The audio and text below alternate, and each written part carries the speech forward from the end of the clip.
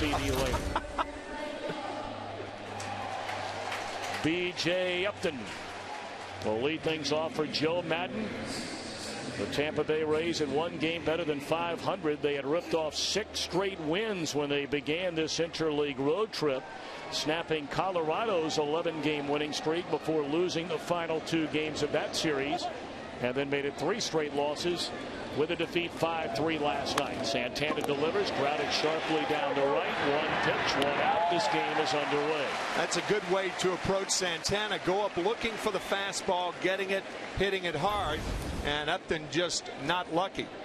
Looking fastball right down the pipe as Santana tries to get ahead, and 1 pitch, 1 out here for the Rays.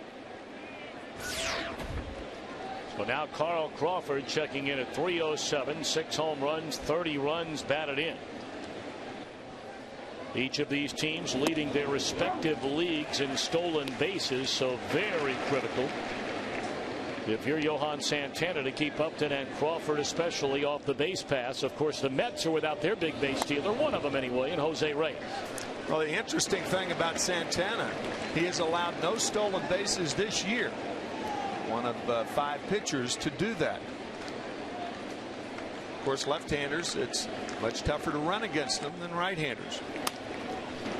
Pulled to the right side, and that's Luis Castillo, and that's the 2nd out.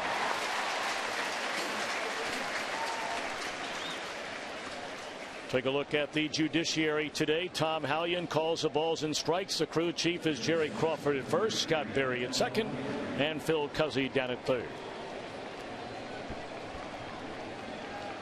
So 2 gone for Longoria, getting healthier by the day.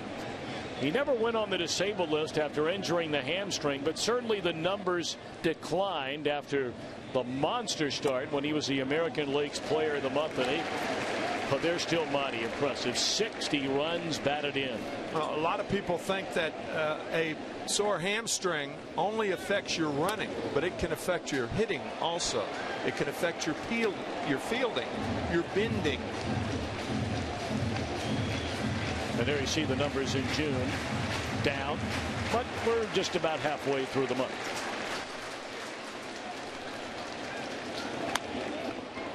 Back up through the middle. The shortstop is there. The throw is in time, and maybe the hamstring affected his running right there.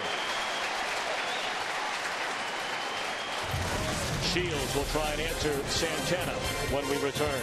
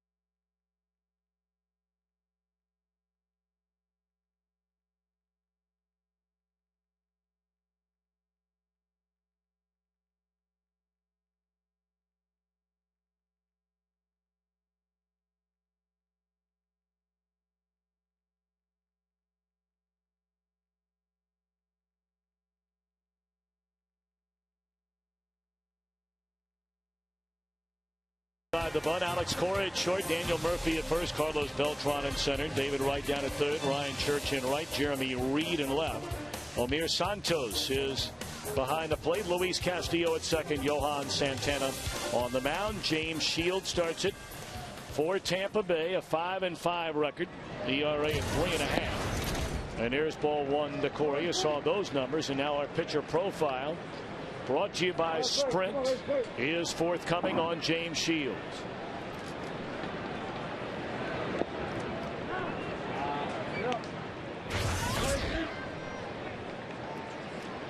Today for James Shields, his 100th career start came up at the end of 2006 and has put together back-to-back outstanding years in 07 and 08. Hear that term workhorse, and certainly you think of Johan Santana, but you also think of James Shields. Only one pitcher in the American League over the last 3 years has pitched more innings than Shields, and that's Roy Halladay of the Toronto Blue Jays.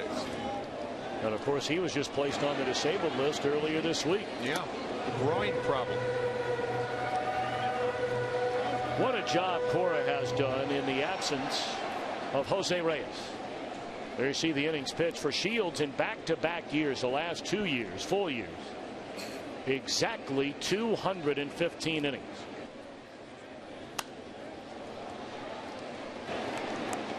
You're right, Tom.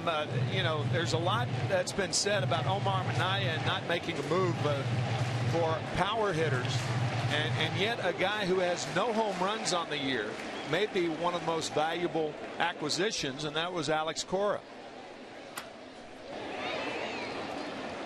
He will give you this kind of at bat more than just from time to time. Now, whether it turns into a hit, whether it turns into a walk, we don't know.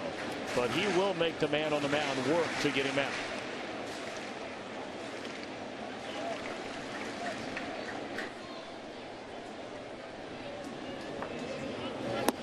Strike three. Breaking ball, a lot of off-speed stuff from James Shields, and if you're a hitter for the Mets, that's what you have to sit on. Take the fastball away from him and look away. Change of speeds, very, very effective, and that's how James Shields has made his living. And with the first batter, the curveball is over to Cora.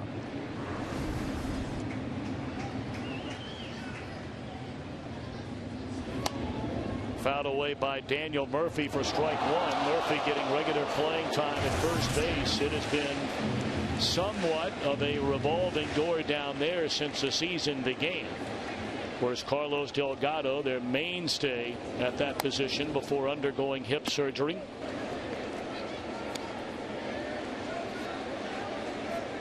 Murphy checks in at .256 with 4 home runs and 22 runs batted in.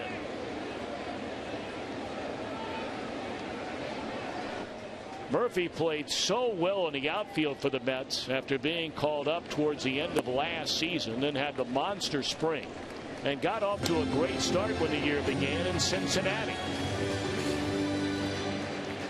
But so far has not swung the bat like he did after initially being called up to the big leagues.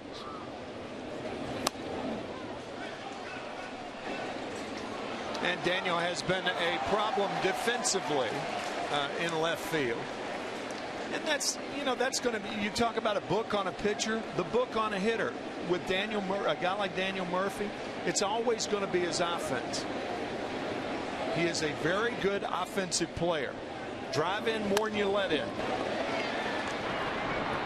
Silvest throws out Murphy, 2 away. That's not to say that Daniel's not going to improve. He's a very hard worker, and he'll improve to a point, but he's always going to be known as an offensive player.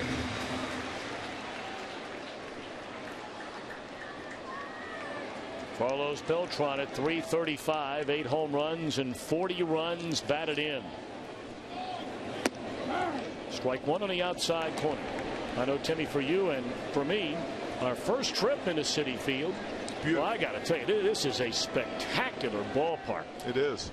And I mean, I'm not saying that in comparison to Shea Stadium, because that's just a waste of time and a waste of breath. I mean, this is a beautiful ballpark. In fact, Joe Madden, the Tampa Bay manager, told us before the game, of all the new ballparks he's been to, this is his favorite.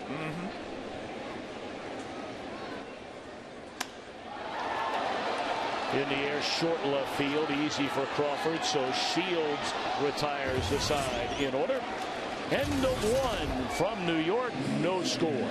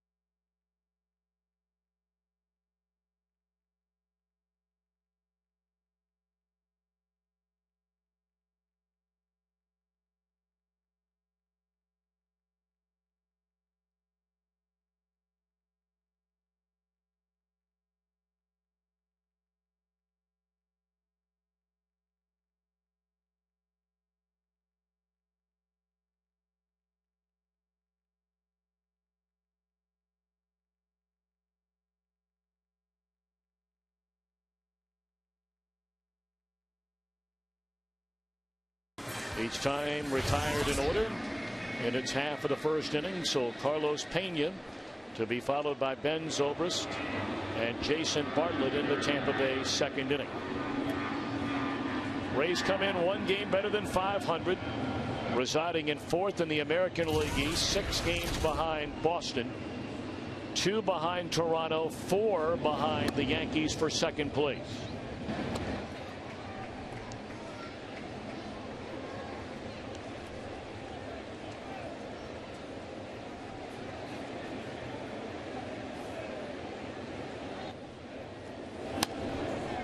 Swung on and fouled out away by Pena.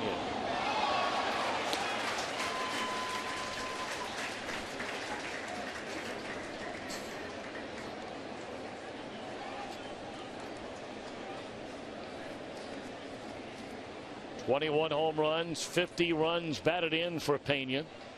His Tampa Bay team, the highest scoring team in the American League. You brought up earlier, Timmy, about the Rays starting rotation has been hit or miss much of this year. Their bullpen early in the year was a mess due to ineffectiveness and due to injury. They just recently lost Jason Isringhausen for the remainder of the year, it appears, and they're hoping the recent success of the bullpen gets everybody on the same page. Yeah, the two things that the Rays lacked the first 2 months of the season, they lacked defense. They had a tough time catching the ball. They're much better at that now with Jason Bartlett back at shortstop. And their bullpen was a disaster, but has not been over the last 31 innings. Only 2 earned runs over the last 31 innings given up by the Rays bullpen.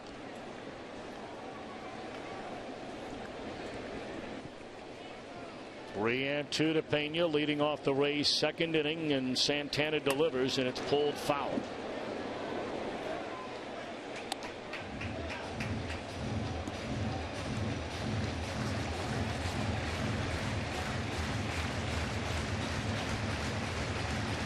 I don't think any pitcher in baseball starts his stance like Johan Santana.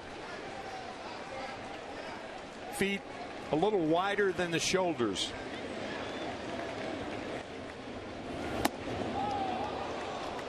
And after falling behind a couple of strikes, Pena draws a walk to begin the inning. Phil Cuzzy, the third base umpire, wearing a microphone for us, and he was chatting with Razor Shines, the Mets third base coach, a moment ago. How many today, Phil? How many you think we got? How long you think for the rain hit us? Supposed to be, from what we were told, 2-hour window. 2-hour window. You know how those windows open and close. I do know.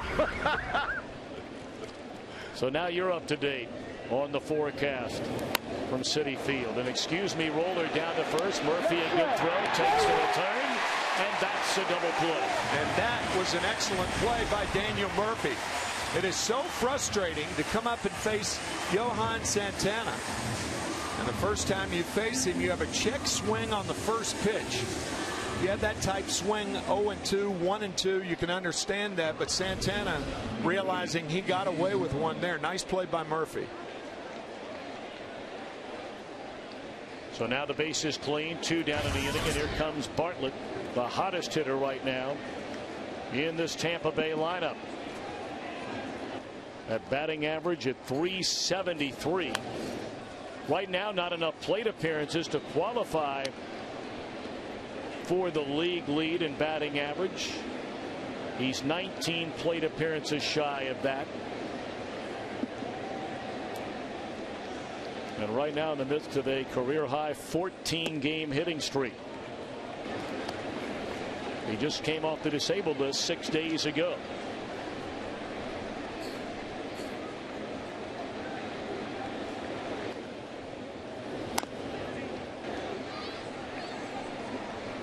That's what Jason Bartlett has been doing this year more than last year. The Rays, it bears repeating that Joe Madden and Steve Henderson, the hitting instructor, they have a fly ball batting average. And last year when Jason Bartlett put the ball in play in the air, he hit 118. So keep the ball on the ground. He's been doing that this year. On the ground here, nice play by David Wright, ranging to the glove side. And David will lead things off when the Mets back in the second of a scoreless game.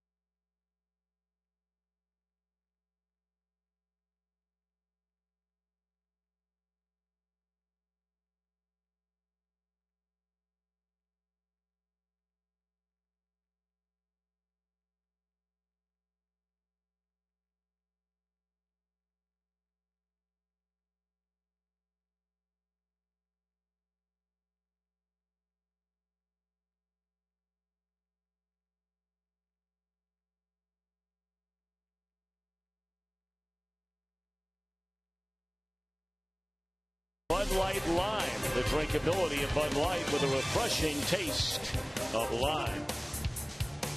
Welcome back to Citi Field. No score as the Mets come to bat in the bottom of the second inning against James Shields. David Wright to lead things off. And he looks at ball one. Wright a .350 batter. 4 home runs. That's right, 4 home runs. And 39 runs batted in. That one grounded to the glove side of Longoria. 1 away.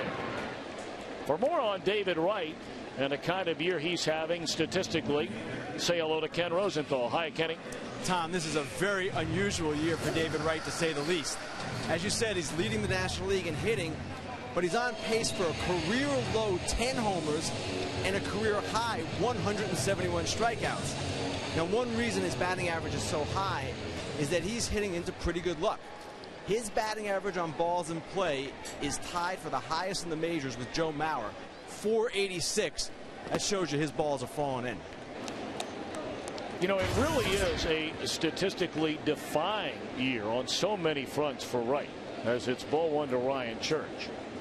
You mentioned he's on pace to hit fewer than 15 home runs, strike out over 170 times. He's on pace to steal 48 bases. But historically, only 3 players ever have struck out more than 159 times in a season and hit 300 or better in that same year. Bobby Bonds in 1970, Sammy Sosa in 1998, and Ryan Howard in 2006 with the Phillies. Only Bobby Bonds hit fewer than 50 home runs during those seasons. Bonds hit 28. Well, there's several things. I mean, I don't think David Wright's going to strike out 160 times this year. Being on a pace right now obviously is not indicative of what he's going to do at the end of the season, because he's always been a very good. That one blasted down the right field line off the bat of Church. And he will pull up with a stand-up double. First hit for either team. As Ryan Church hits it off the end of the bat, a changeup from Shields. And it was the first hit for the Mets, extra base variety. But David Wright has forgotten to do what he has done well in the past, and that's go to right field with 2 strikes. And when you do that, you cut down on your strikeouts, and that's what he will eventually do. Very intelligent guy, smart. He'll figure it out. But I mean, what are you going to figure out? You're hitting .350. I mean, come on. As Ken said, with a little bit of blooming luck, as my fair lady would say. Wow. That one bunted foul up the third baseline. That's not a good play. I mean, Jeremy Reed trying to bunt. You got an RBI just sitting out there, scoreless ball game.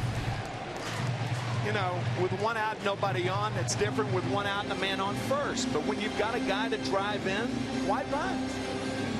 Of course, Reed might say, hey, look, they're playing 15 feet back behind the bag. I'm trying to bunt there for a base hit. Yeah, but you know, you're bunting a guy to third with less than 2 out for a right-handed hitter, bottom part of the order coming up.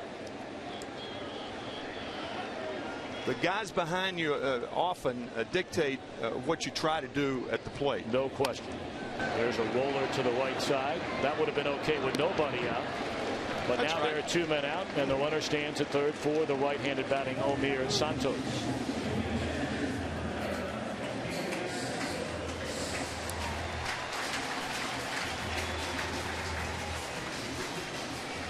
Great to have you with us on this Father's Day weekend. An early happy Father's Day, Timmy, to you. Same to you, Tom. Thank you.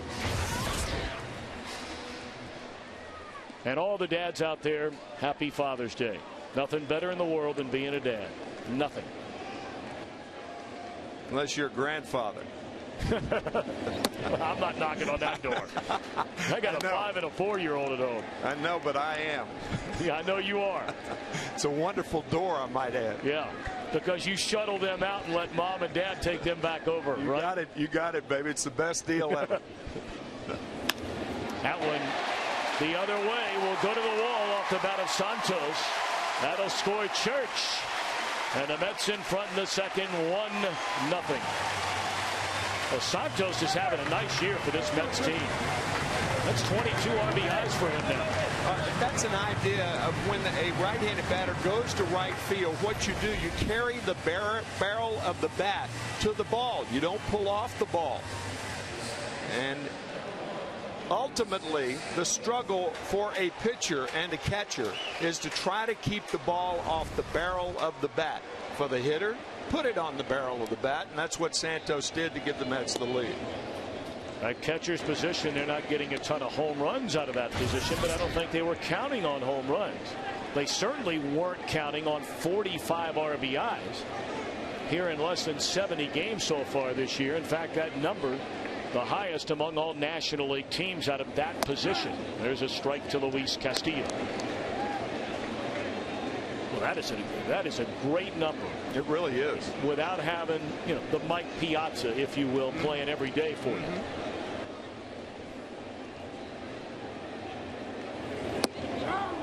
Of course, last night the Mets' first 3 runs scored thanks to the catcher Brian Schneider, clubbing a 3-run home run, his first of the year.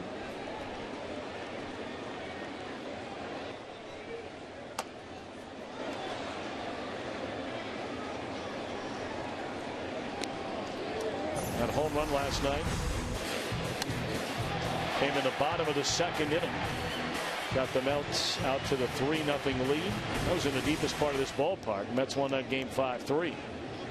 Day game after a night game. Schneider with a day off.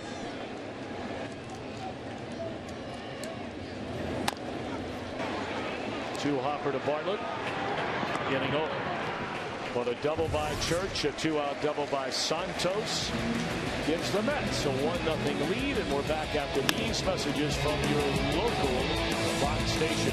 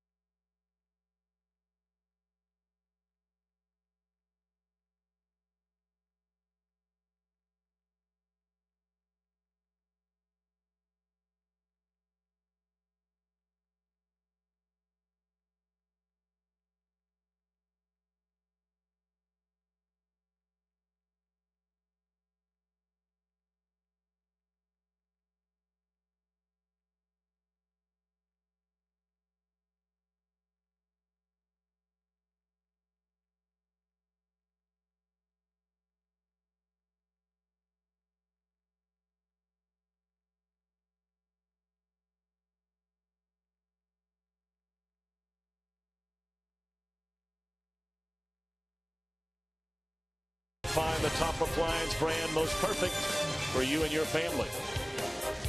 Well, she threw out the first pitch here today at Citi Field. And I got to admit, I'm a big fan of her program. Watch it all the time on Fox News.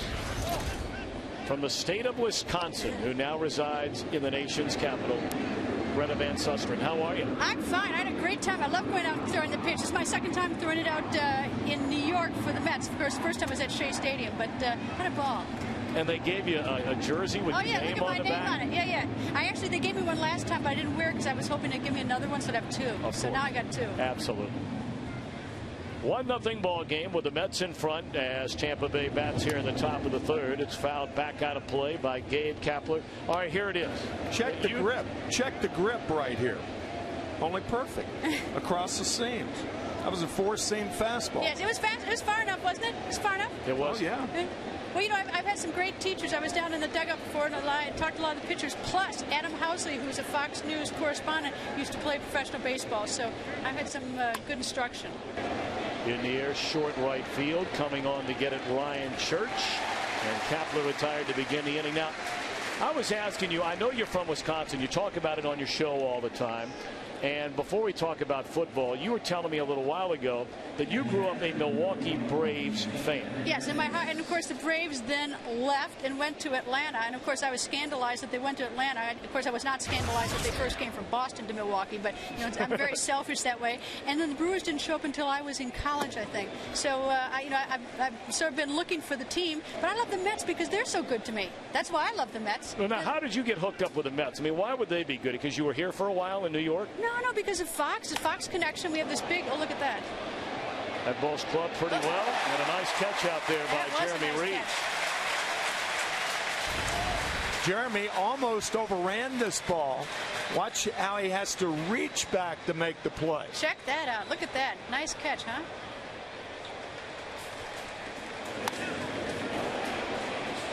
Right. Naturally, you come up here and there's 2 outs in the inning. So before we let you get out of here, I know you're a big Green Bay. They tell me they got to run you out of here. I don't know why. I'd have you stay here all day. Green Bay Packer fan, right? Well, tough question. I own one share in the Green Bay Packers family. Still own season tickets, but I love Brett Favre, and that whole problem has created sort of a conflict for me. I'm in search of a team. Love the Packers. Love the Jets. May learn to like the Vikings, but what if they play the Packers? So I'm a very confused sports fan, but I love football, and I'm grateful for all the many years that Brett Favre brought us a Super Bowl to Green Bay back. I have pictures of me with Bart Starr. I mean, I go way back. All right. If you're at Lambeau Field this year and Brett Favre does indeed decide to come back and play for the Minnesota Vikings, one of their big rivals, are you booing or are you cheering when he takes the field at Lambeau wearing a Minnesota Viking uniform? I think I'll do what the Packers did when Mike Holmgren came back to Green Bay with the Seattle Seahawks a year and a half after leaving Green Bay, and he got a standing ovation in Lambeau. I'm going to give a standing ovation to Brett Favre, and I'm going to be terribly conflicted because I want both teams to win. It's sort of like the Super Bowl last year when both teams were neck to neck down to the line. I found myself cheering for both teams, and it's just, look, I'm a diehard Packer fan, but I'm so eternally grateful for Brett Favre turning that franchise around because he is truly an extraordinary football player, and the answer is, I don't know what I'm going to do. I have no idea. That was a heck of an answer. I know. I told you I'm totally conflicted. But here, I'm cheering for the Mets here. I have no problem here. Look at that. Look at that. The Mets are great, aren't they? How many times do you see Johan Santana walk the opposing pitcher? Not often. No. So a one-out base runner is Shields, and that'll bring up B.J. Upton. So now you make your home around the D.C. area. That's where you do your show every night. Okay. I thought I lived in airplanes, but go ahead. Okay. Well, are you keeping my old buddy in line? And I have to bring this up because I know he's watching today. We were roommates right out of college. We both started in television. Bill Hemmer. Oh, you mean Bill Hemmer, the big chicken who wouldn't come out and throw the first pitch today? Just kidding. Just kidding. Why did you say just kidding? I'm just kidding. You should have left it out there. I know, but you know what? How come they always bring the girl out when they have these big Fox events here at for the Mets? And I think the guys are afraid to fail on throwing a pitch out. I know Hemmer would be afraid to fail. He'd do a great job. But listen, you got to watch on the record on Monday night because I didn't just throw out the pitch. I did some batting. And the batting, you got to see my batting. Left-handed hitter, right-handed hitter? Right-handed. Tim, did you give her some tips before the game how to swing the bat? Nope. It's usually swing for the ball. No hitting today because it was raining. I was down in the pitching with. Oh, you were down in the cage. Yeah, I was down in the cage. Nice.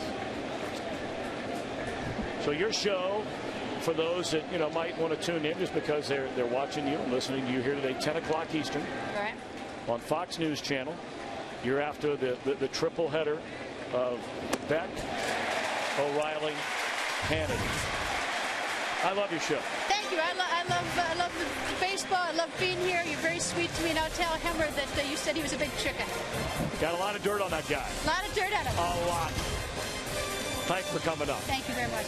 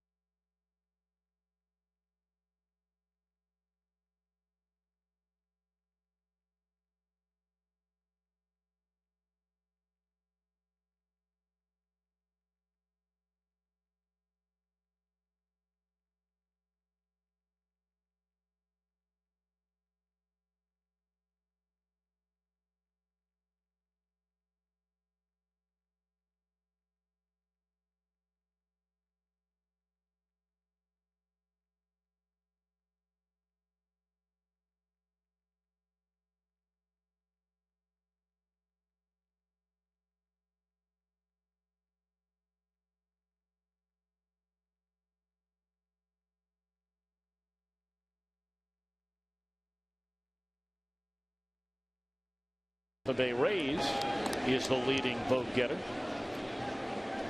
But who is the youngest player ever to lead in All-Star voting by the fans?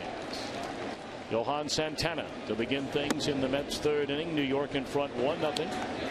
On a one-out double by Ryan Church in the second inning. He scored on a two-out two-base hit by Omir Santos. Four to follow, and then Daniel Murphy.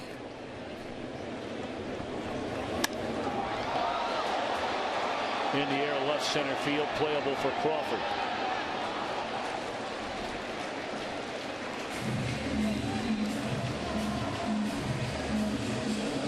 Santana driving that ball to left field, but he knows that is a friendly part of this ballpark. The Mets are 28th in home runs in the major leagues. Only the Pittsburgh Pirates and the San Francisco Giants have hit fewer home runs than the Mets. But Santana loves that trade-off.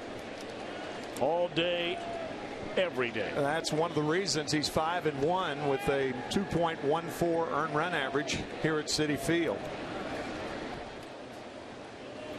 Cora shows bunt and takes high for a ball. Alex struck out his first time up. Well, you know, when you build a new ballpark,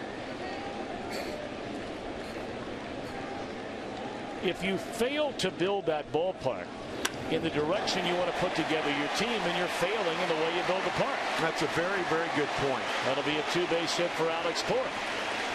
And it's not just the current team that you have or the team that's coming back in the first year or two you're going to open the park. You build it to how you want to build the franchise. And most successful franchises, you look at the Los Angeles Dodgers, the St. Louis Cardinals, with the possible exception of the Yankees. I mean, they're known as the Bronx Bombers, but they go out this year and sign 2 free agents, A.J. Burnett, C.C. Sabathia, and then move into New Yankee Stadium, and that stadium has been the home of the most home runs in baseball this year. And generally how that plays out in the long run for most franchises is you have a hard time bringing in the free agent pitcher. Now the Yankees are going to be an exception to that rule simply because of money. And plus they can bring in left-handers too. A guy like Sabathia, this is nothing against A.J. Burnett, who is not pitching well right now, but Sabathia is a left-hander, and left-handed pitchers, particularly power pitchers, pitch much better at Yankee Stadium than right-handers. That right field porch less inviting for left-handed pitchers. Swing and a miss. Nasty movement on that pitch down and into the left-handed batting Murphy. Good cut fastball right there. You could see that cut action going right around the ankles of Daniel Murphy. For its second, one out. In the air, short left field, but Crawford hadn't played that way, and that's a second out of the inning.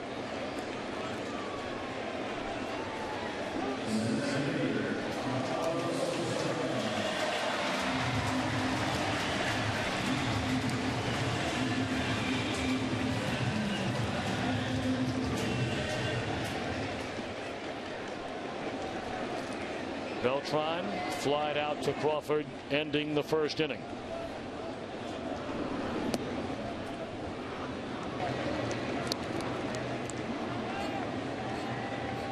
With 2 outs and runners in scoring position this season, Beltran is a .409 batter.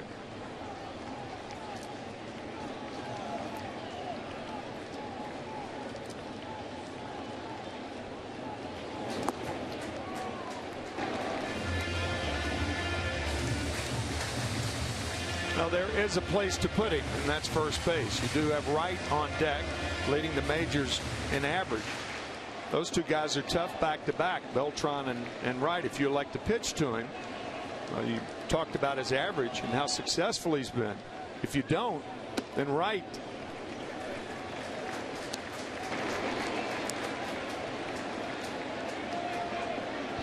Three-0 to Beltran. Will they give him a 3-0 green light? With Wright behind him, 2 away in the inning, and a runner at second base. He has it if he elects to slant that ball down and in. That pitch away, even if he were swinging, you're going to take that pitch. You have that luxury when you're ahead in the count.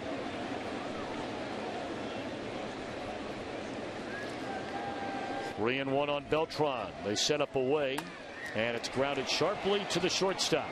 And the inning is over.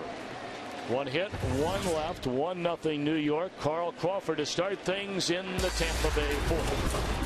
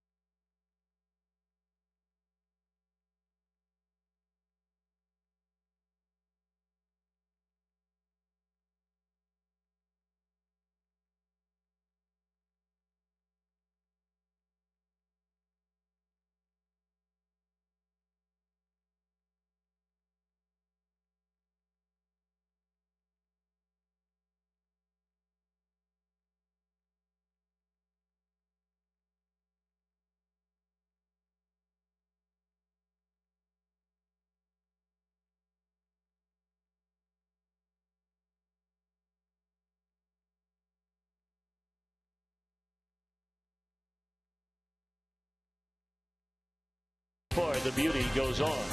By Carfax, free at your used car dealer. Just say, show me the Carfax. And by Bank of America Home Loans. Starting now, home has a new address. A new address this season for the New York Mets. First pitch bunted foul by Carl Crawford. Strike one with the Mets in front 1-0. Mets have played very well in their new digs after somewhat of a slow start. A record of 19-11. But they've won 13 of the last 18. They trail the Philadelphia Phillies by 2 games, and the Phillies are just the opposite from the Mets. The Phillies 13-20 at home. 13-20 and still lead their division by 2 games. In the air to Jeremy Reed, and Crawford set down to start the Tampa Bay 4th inning. Hey, that Philadelphia team, I've seen them a number of times already this year. They are defying almost every single baseball axiom of how you put together a winning team. Their starting pitching has just been abysmal. It's been a little bit better here lately. Lost Brett Myers a couple of weeks ago. I mean, but when your starting pitchers go through really the first 2 full months and dragging a little bit into June, with the numbers from an ERA standpoint that they have, it's almost impossible to believe that you're winning like they're winning. Well, they can bludgeon you. That ball smoked by Longoria, but right at Beltran. 2 away. For more on the Philadelphia Phillies, how about it, Ken Rosenthal? Tom, you're absolutely right. And they've been looking for a starting pitcher even before Myers was hurt. The problem is that there is no difference maker on the market right now. Roy Halladay is not going to be traded. Jake Peavy is injured. Eric Bedard has had shoulder issues. So you're looking at a group of pitchers that really qualify as mediocre to slightly better, and that's not what the Phillies need. They ideally want a number 2 starter to go behind Cole Hamels.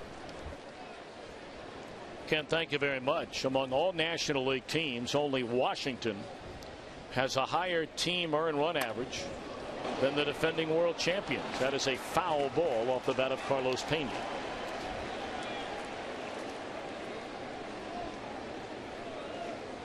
By the way, through the first 33 games, that 13-20 record, no team has ever made the postseason by being 13-20 in their first 33 games. Wow. At home.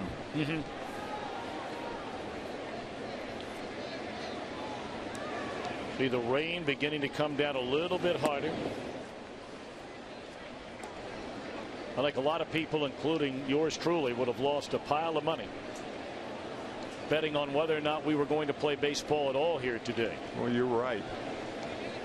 I think there was a chance. But now we are underway, and we're in the top of the 4th inning with 2 outs and nobody on.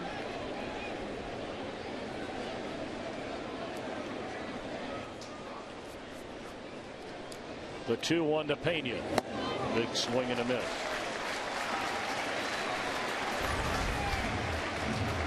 Challenging Pena.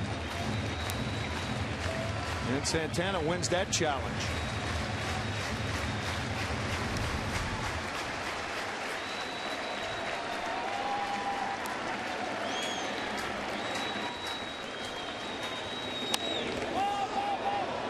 In the air behind the plate. Santos will give it a look, but it's out of play. While we have a moment, time to answer our Gillette Power trivia question. Who was the youngest player to lead the league in all-star voting? No surprise here. At 21 years, 230 days in 1991, the future Hall of Famer Ken Griffey Jr.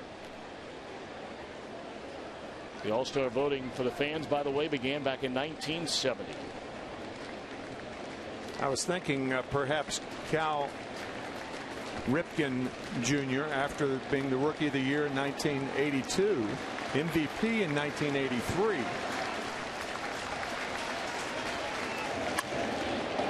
In the air, right center field.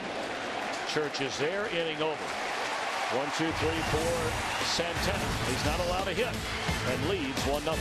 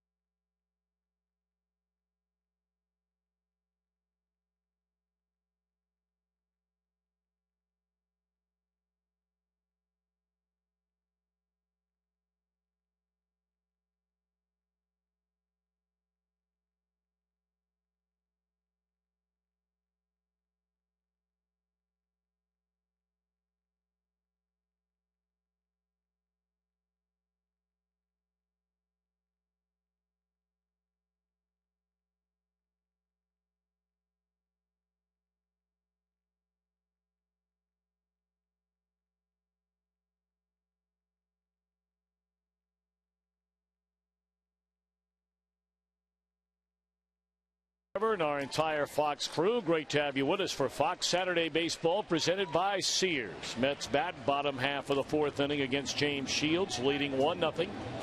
David Wright flied out to left his only time up. On the ground sharply at Longoria.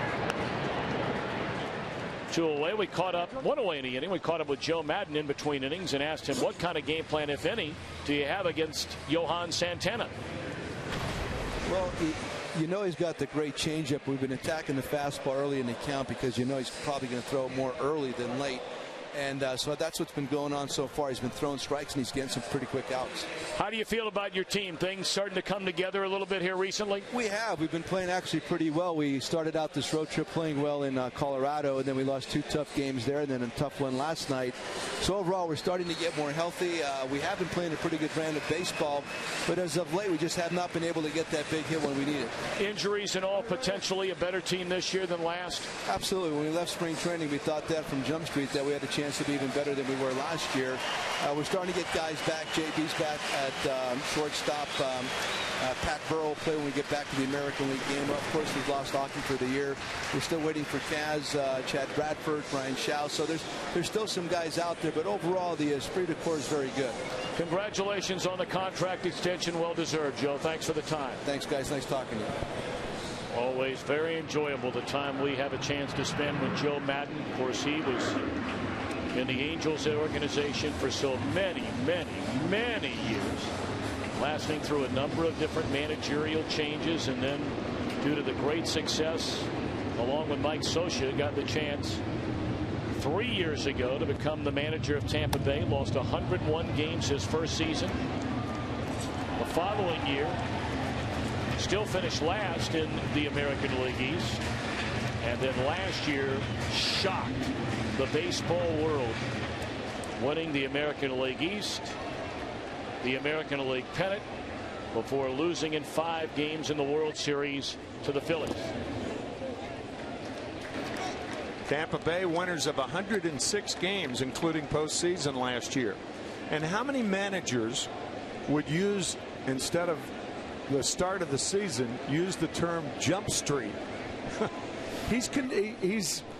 He's not a conventional guy, and that's why he relates to the younger players, guys like B.J. Upton, Evan Longoria. It's not that their team by any means lacks discipline, but he is non-conventional, and it's so refreshing in a conventional sport to see a non-conventional free thinker like Joe Madden. He's a real Renaissance guy. Good changeup from Shields to get the second out here in the 4th inning.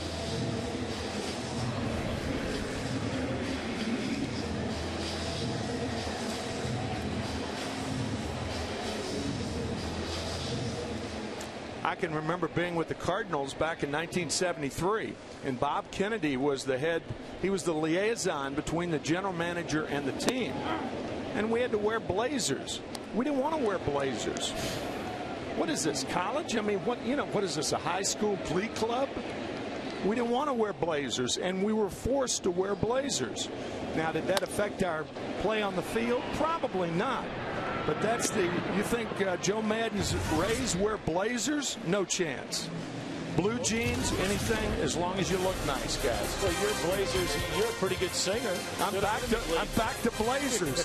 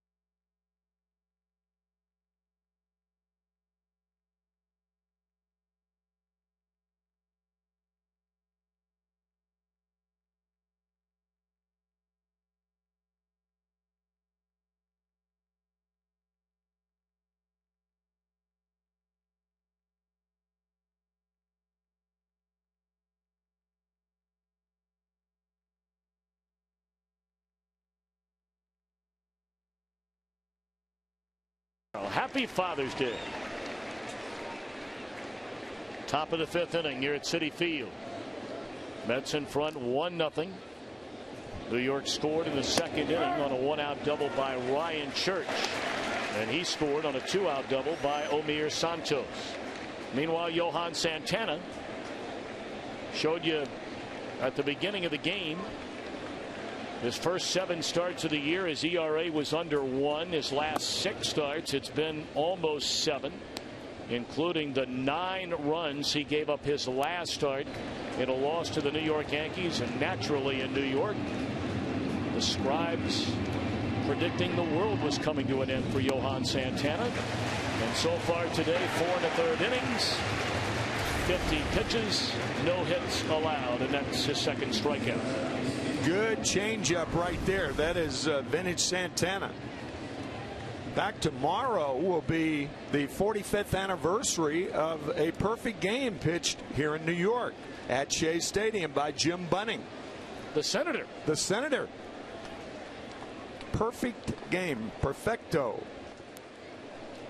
That was June the 21st, 1964. That ball hammered by Bartlett. His hitting streak moves to 15 games, and that is the first hit of the afternoon for the Rays against Santana. 32,026 on hand that day at Shea Stadium. It was the 2nd career no-hitter for Bunning, but this one, of course, a perfect game. Jim, a father of 7. It was the first perfect game in the National League in 84 years. Struck out Johnny Stevenson for the final out. Amazingly, he threw 90 pitches in that game.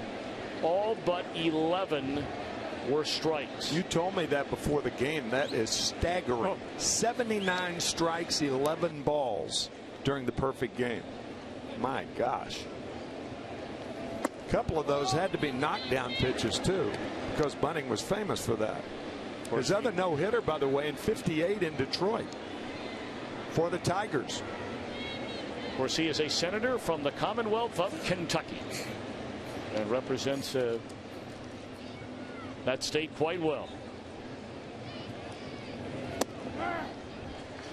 Good change up there by Santana that gave Kapler a strike.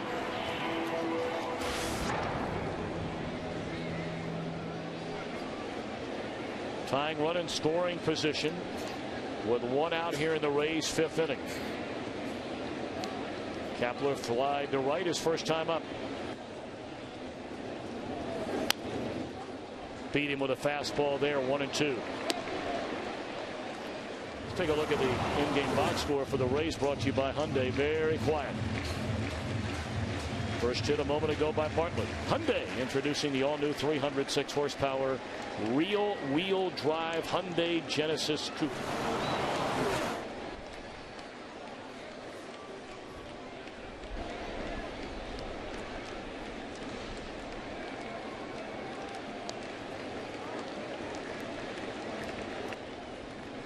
One-two on Kapler coming. Beat him again with a fastball. Gabe Kapler, only 33 years old, and 2 years ago he retired to become a manager in the Red Sox chain. Very interesting story. And decided that he loved the competitive one-on-one with the pitcher, and that managing was not enough. So he came back with Milwaukee last year, with the Rays this year, to resume his playing career. Shot into right field, a base hit, and this will tie the game. We have had 5 hits in this game, and every one of them have been doubles. And it's a 1-1 affair here in the 5th. Well, if there's one guy in the Rays lineup who can cope with the changeup, it's Kapler. He's a very good off-speed hitter, and that's why Santana tried to come inside with the fastball earlier. And now that was really not a bad changeup. It was up a little bit, but Kapler going right with it as the Rays score their first run. And now are trying to take the lead with Kapler in scoring position for Michel Hernandez in their strike.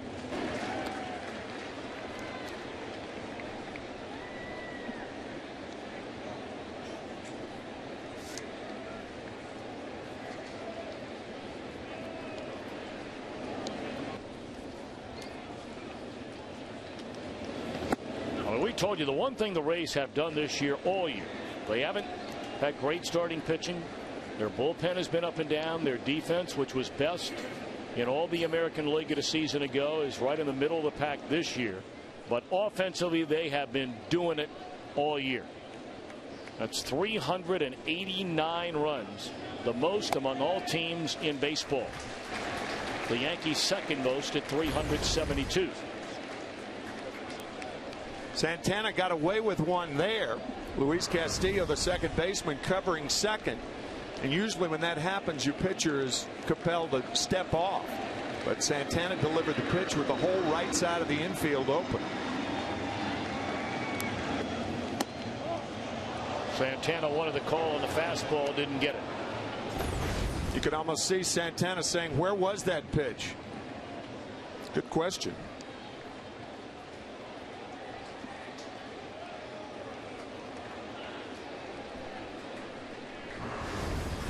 That was Espanol. That's why you couldn't lip read it. Unless you're fluent in Espanol. Perhaps poquito Espanol. That one in the air, short right center field. Facetiously, the crowd cheers a caught pop fly by Castillo after, of course, he dropped the pop up against the Yankees. And, you know, he has handled it like a champion. After the game that night, the following day, I mean, you talk about a stand-up guy. He was that and then some after what happened against the Yankees that night last weekend. 8 days ago, when he dropped that pop fly on that Friday night, a naked error. No place to crawl. But he did. You're exactly right. Not only a stand-up guy that night, but the next day, too. And the Mets won that day behind Nieve, who won again last night. He's 2-0 for the Mets. One of the toughest errors that I've seen in years. I mean, you had to feel bad for the guy. Even if you're a Yankee fan, naturally, you know, they're going to say, give me a break. But, I mean, you had to feel bad for the guy. He has been a pro's pro throughout most of his career. Has been an outstanding defensive player, Gold Glove winner. 3 Gold Gloves. Yep.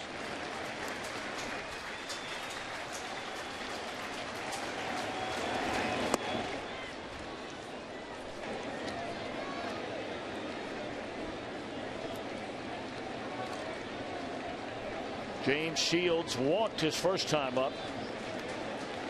He has a go-ahead run out at second base with 2 away in a 1-2 count. Close pitch. Very close.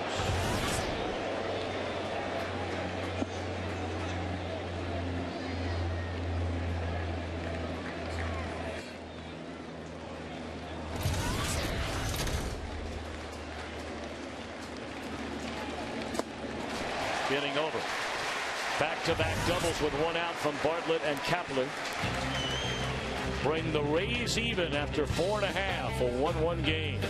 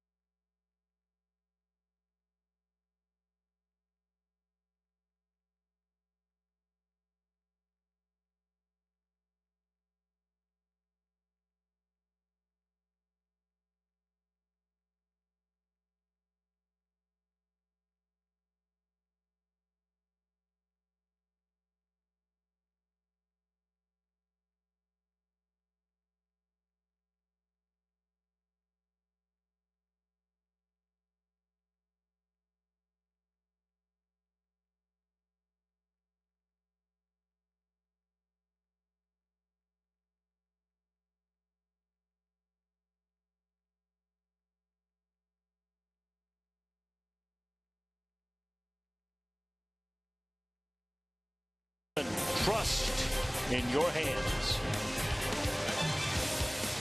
Mets come to bat, bottom half of the 5th inning in a 1-1 game. 1 run, 2 hits. 2 men left on base for the Rays. 1 run, 3 hits, and 2 stranded for New York.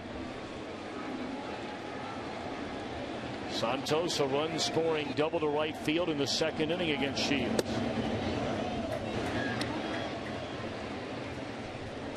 He'll be followed by Luis Castillo and then the pitcher Johan Santana.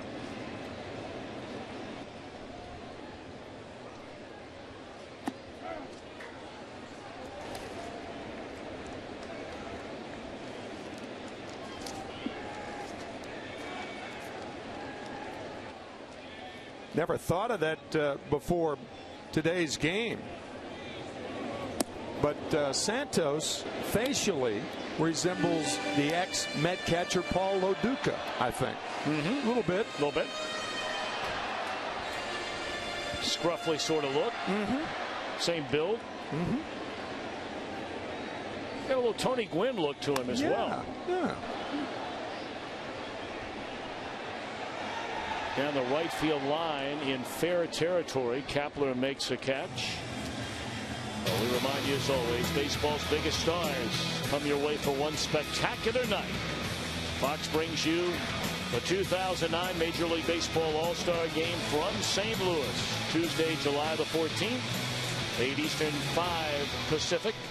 Only on Fox. And you look at the leading vote getters in each league. Beltran among the top 3 in the outfield. Ibanez just went on the disabled list. He is the overall leader. David Wright, the pace setter, down at third base. Over in the American League, there is an epic battle taking first base right now. When you look at Kevin Youkilis of the Red Sox, Mark Teixeira of the Yankees. Teixeira took over the lead for the first time last week, but the Boston first baseman has now made up the 1,209 vote gap and leads by 1,315 votes. That is tight now. It's remarkable.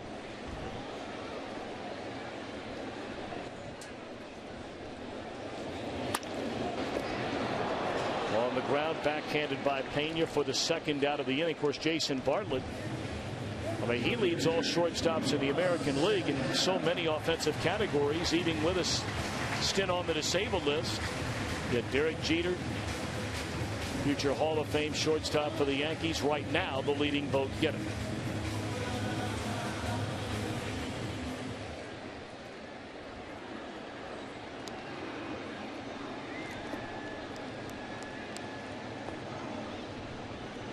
Shields has only surrendered 3 hits. He has struck out 2, not walked a batter today. And he'll face Santana with 2 down and nobody on.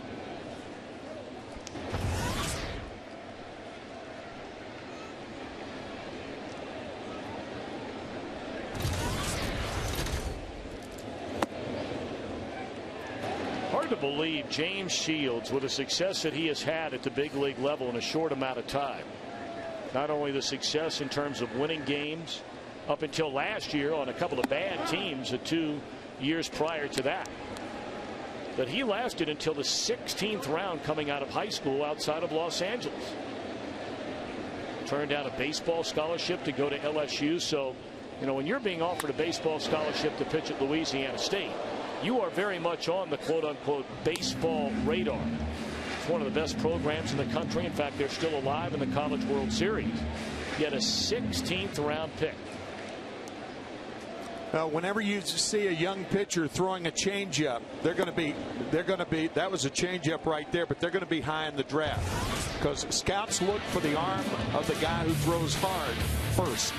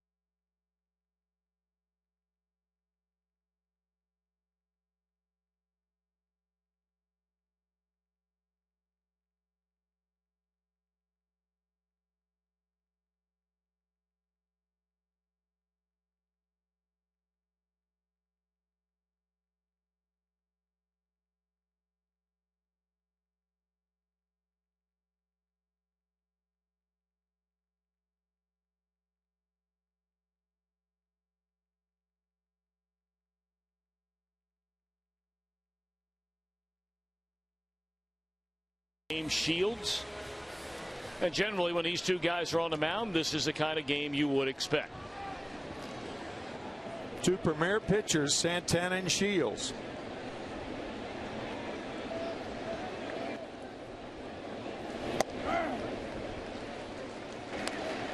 Top of the order. Upton, Crawford, and Longoria. That trio has been quiet so far, collectively 0 for 6 against Santana. Boy, that pitch missed, but that is some kind of pitch right there. Well, he has two of those. He has one that he throws away to right-handers, the changeup, and one that he designs to throw inside. Talking to Brian Snyder before the game, and Brian saying that Santana is so easy to catch, and that's a tough combination, to be easy to catch and tough to hit. There's Brian.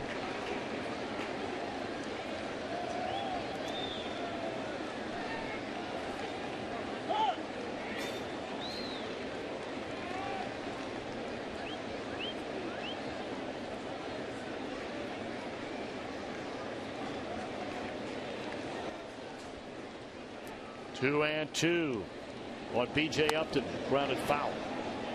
Well, his brother is having some kind of year with the Arizona Diamondbacks. Justin Upton came to the big leagues at 19 2 years ago. Was injured at times last year, struggled at times, first full year in the big leagues last year. But he is knocking the cover off the ball now for the Diamondbacks this season.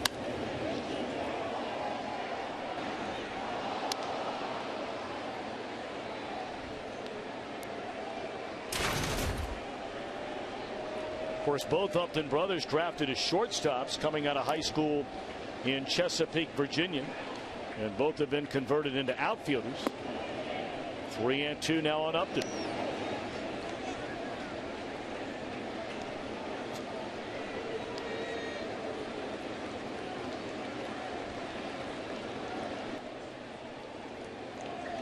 Eighth pitch of the at bat, and it's a payoff pitch, and we'll do it again.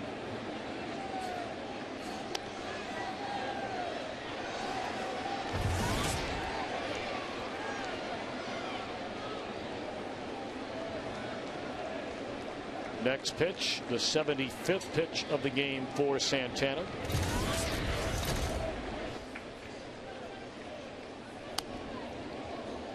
There'll be a 10th pitch in this at bat to B.J. Upton. That gives you an idea about Santana's stuff also. Upton pulling the ball foul and then fouling it off down the right field line. He's gone from line to line, and that's an indication of how Santana works hitters in and out. Great at bat by Upton. Great at bat. We caught up with Jerry Manuel in between innings and asked him his impression so far of Johan Santana. Oh, no question. I think you see that he has a good command of his secondary pitch, which is that great changeup, and is commanding the fastball very well with a little life on it, and that's a good sign for us. Jerry, that's an interesting term. Is that a secondary pitch with him? You might not call that his secondary pitch, but in baseball reference, the off-speed pitch is normally a secondary pitch. But obviously that's his primary pitch because that's what he gets most people out with. Jerry, as you look at your club and trying to get some key pieces back healthy again, how far away do you think you are, Delgado aside, from getting there? I don't know. I think it might be a while for a few people, but I think what we have to do is we have to embrace kind of the intangibles of the game. I mean, we got to have cohesiveness, cooperation, unselfish play, those types of things, and that is showing us that we can still compete despite being somewhat depleted. Is that hard to find out in a veteran team? Get across that message, all those things? Well, I don't think so when you see how important they become because you are competitive. When you play as many close games as we played, which is a good thing, it's almost like a young team, then you begin to understand the emphasis of minute things that can cause a game to sway one way or the other.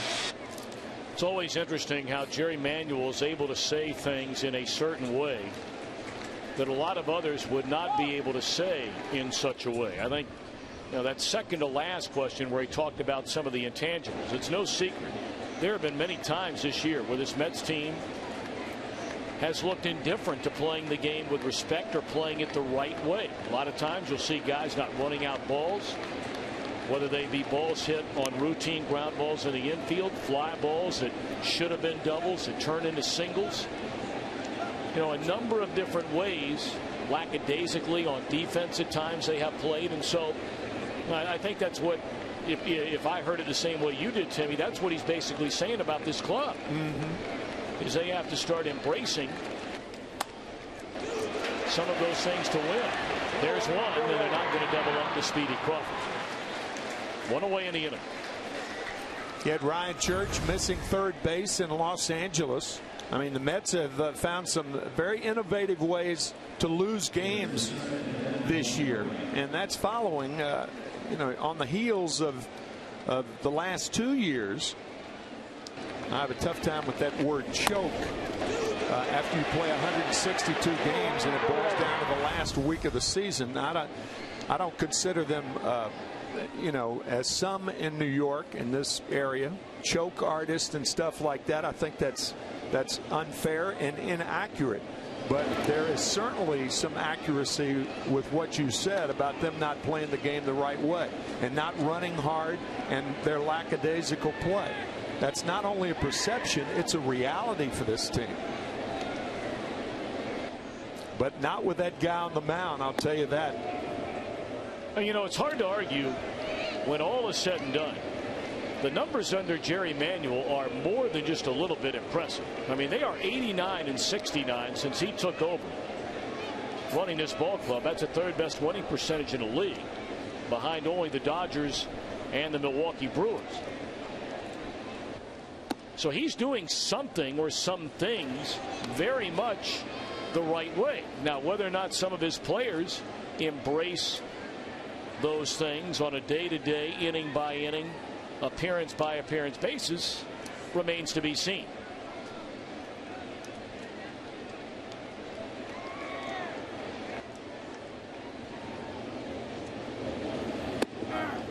Change up in there, strike 2 and 1 on Longoria.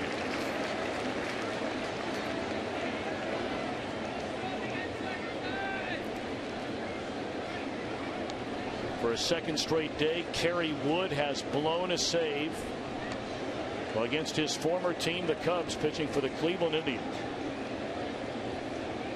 2-1 delivery. A fastball in the inside corner. He had a 5-4 lead today, lost it after blowing it in the 9th inning yesterday. Derek Lee with the home run to tie it yesterday. The Cubs won in the 10th. The Cubs have won 3 in a row. A good fastball from Santana to Longoria. 2-2 on Longoria.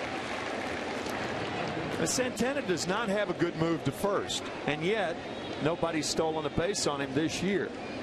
He stares you down.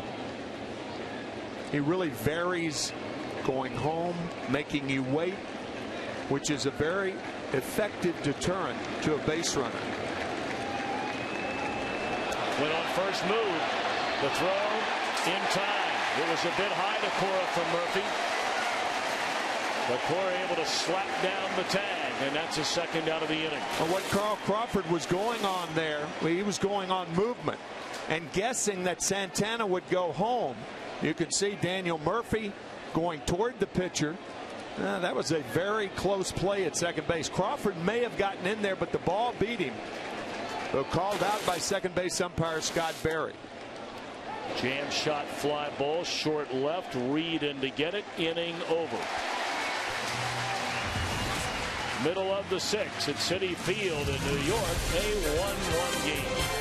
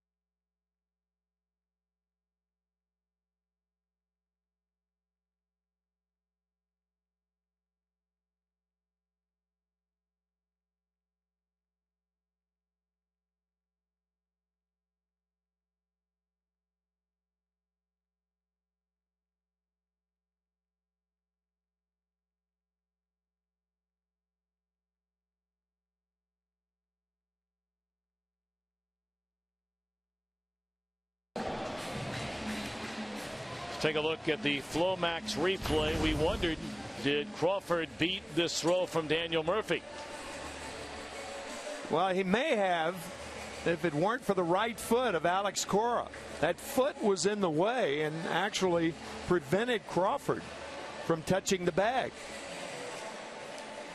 I guess that play's out by a foot, right? Great work by our crew, our director Bill Webb, our producer Pete Macheska, and everybody else in the truck and those on the cameras here at Citi Field.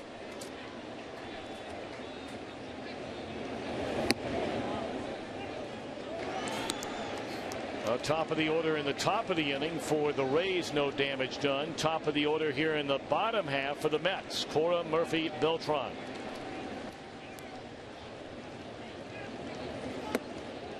Two and 0. Probably see Cora take right here. He's the type of hitter who, if a pitcher goes 2-0, 3-1, he'll make him come down in the zone because he's not going to hit the ball out of the ballpark.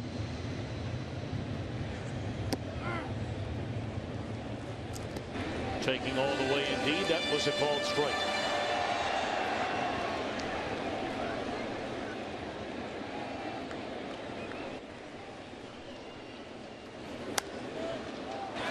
Two-one pitch lifted to Crawford in the left field. One away. Fox Saturday Baseball presented by Sears is sponsored by DirecTV. If you call yourself a sports fan, you gotta get DirecTV. By Gillette Fusion, Gillette's closest, most comfortable shave. And by Travelers, insurance in sync.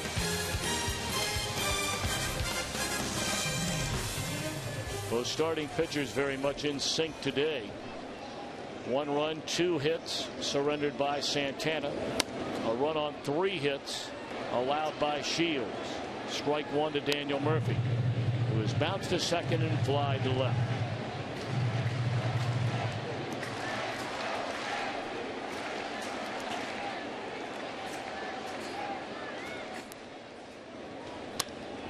Ball hit hard into right field, but it's a second out. Well, he talked about Murphy playing today in his 18th game over at first. Of course, Delgado began the year there, was off to a good start before undergoing hip surgery. Fernando Tatis. And now Murphy. They very much believe, as we talked about earlier, that those offensive numbers for Murphy will get better.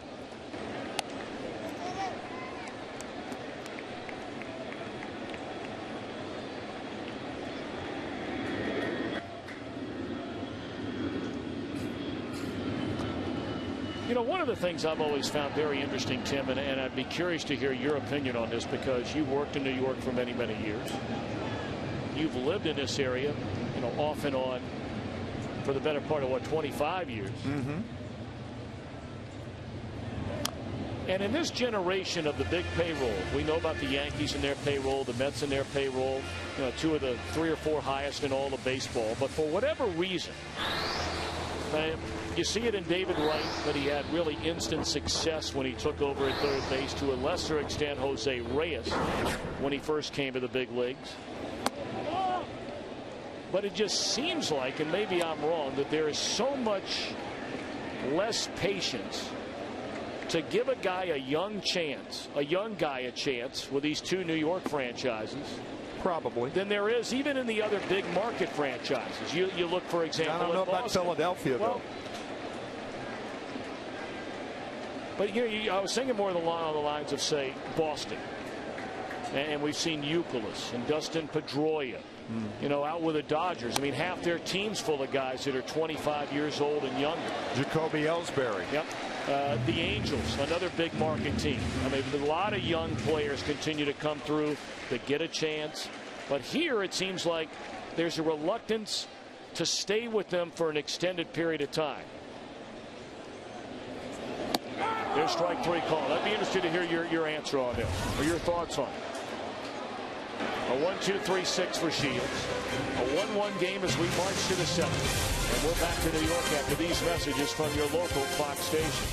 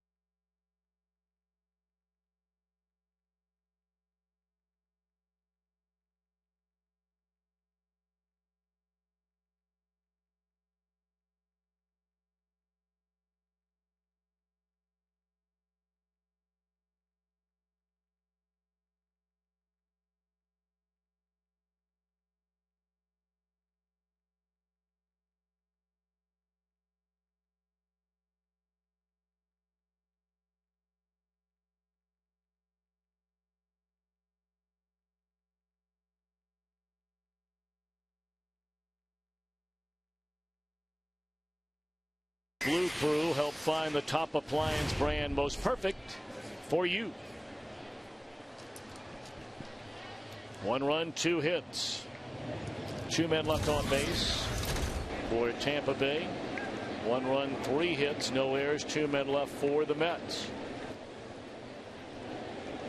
Carlos Pena to lead things off against Santana here in the 7th inning. He's walked and fly to right. Strike 1. To answer your question about the young players in the New York area primarily, I think there is less patience in this market with the New York Mets, with the New York Yankees, but the rewards are also greater, and I think it balances things out in that regard. Let's face it, there's less patience in society nowadays.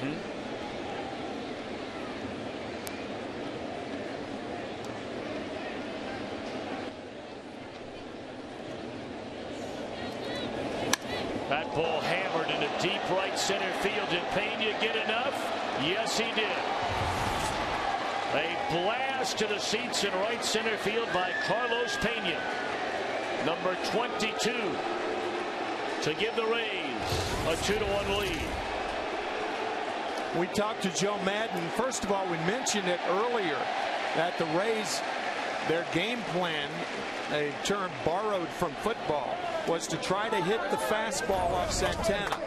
Madden confirmed it, and that's what Pena gets. Fastball outside part of the plate, and he adds to his American League leading home run total.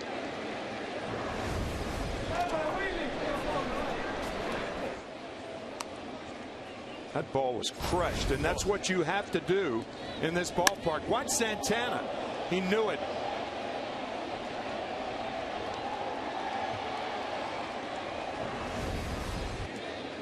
That's a sound pitchers don't like to hear. Chopped to short. Cora charges and throws in time to get Zobrist for the first out of the inning.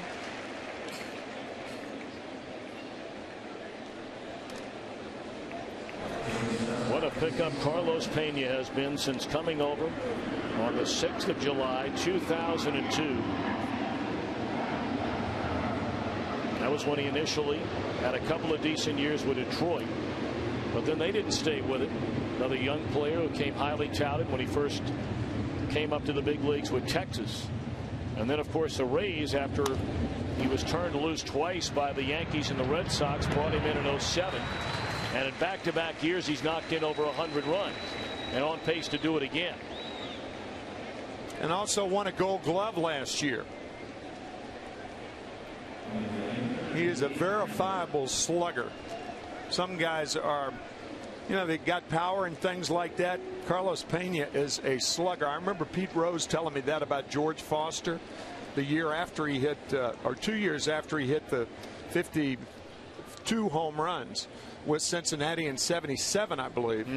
And Pete came to the Phillies, and we were having a meeting, and we were talking about George Foster, and Pete looked at me and he said, you know, this guy's a slugger. Oh, yeah. You know, it was interesting to hear a contemporary guy like Rose talk about a guy like Foster in those terms.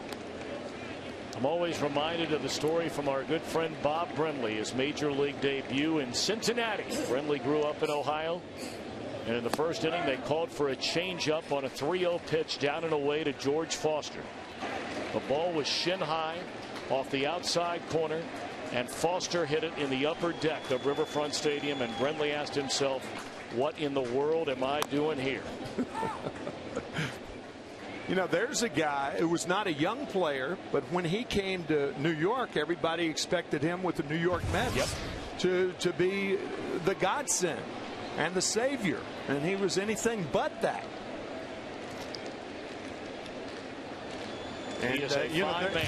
Oh, absolutely. But there are some guys who get swallowed up, and I think that as much as anything, your point, the last inning, there are just some guys who get swallowed up in this environment. A game-changing, perhaps, home run by Pena, breaking a 1-1 tie with number 22.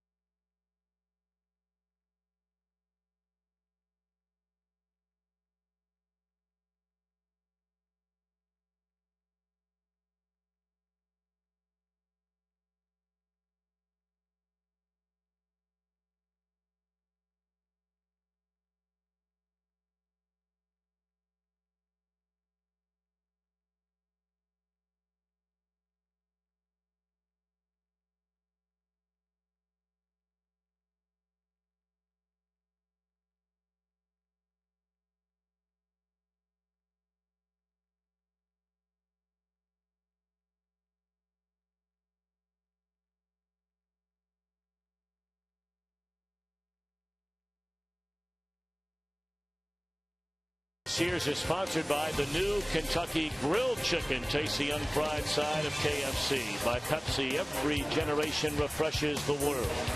And by One A Day Men's, the official multivitamin of MLB, specially formulated to support prostate health. We're at Citi Field in New York, where James Shields has retired 11 straight batters and now has been given his first lead of the day after a home run off the bat of Carlos Pena makes it 2-1 Rays. Wow. First pitch, breaking ball, strike one to right, who has bounced out twice to his counterpart thus far today.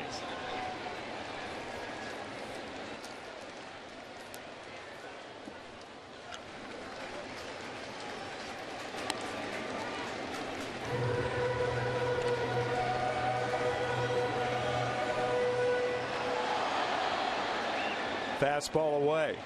Ooh, inside. Inside out swing by Wright. Right to Kepler. It's time for a DirecTV game break. Told you about the Cubs again in a 4-4 game in the 13th inning. Luis Valbuena, a solo home run, giving the Tribe a 1-run lead.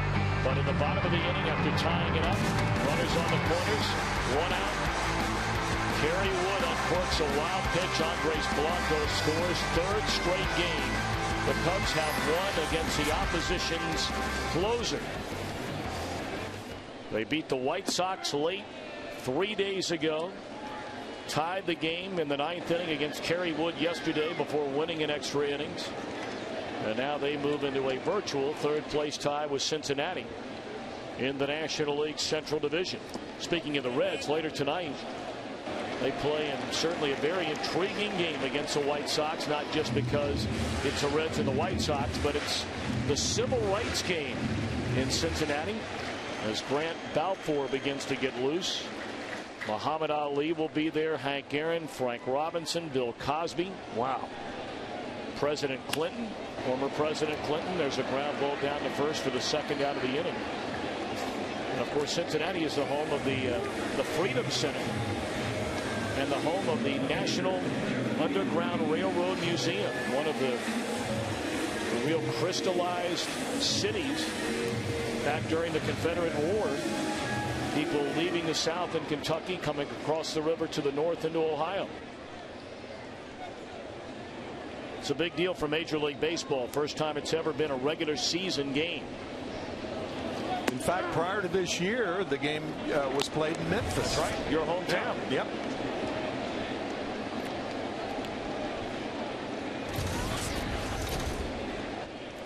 13 in a row retired by Shields. Will this be 14? Yes, it is. Good play. Zobrist coming in to get it. That is the fourth consecutive perfect inning for James Shields, outdueling Santana through 7.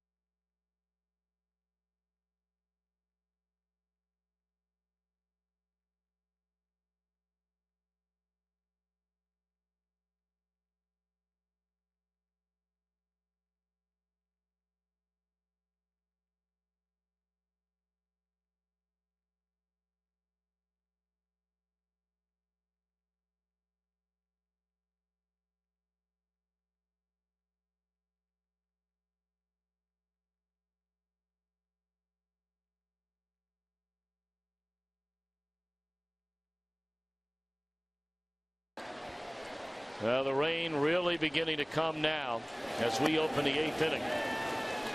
Michel Hernandez to be followed by James Shields.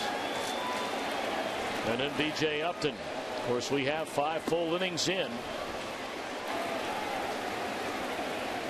The crew chief is first base umpire Jerry Crawford, and he's ready to stop this thing, it looks like. Santana does not want it stopped, because if it is stopped for any period of time, Santana won't be back out there. And the only way he can win this game is to get through at least the top of the 8th inning. Fly ball to right field for the first out of the inning. Take a look at the Smirnoff Ice game summary. Santos RBI double scored Ryan Church in the 2nd inning, giving the Mets a lead. Santana shut him out through the front 4, but then back-to-back doubles by Bartlett and Kepler tied the game. Pena broke the tie with a home run to straightaway center to make it a 2-1 game. And now the rain, which they had called for roughly right around this time. You heard Phil Cuzzi, our Fox Sounds of the game early on, talking with Razor Shines, the third base coach of the Mets, saying we understand there's about a 2-hour window, and almost right to the minute that window's open and the wet stuff's coming in.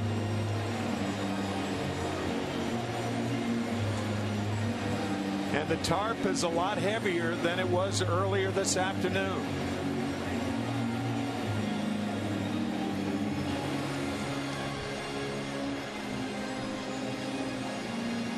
Well, Tom Hallion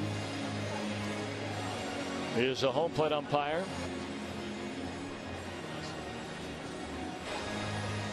Tom Hallion was talking things over just a short while ago. Our Fox Sounds of the game.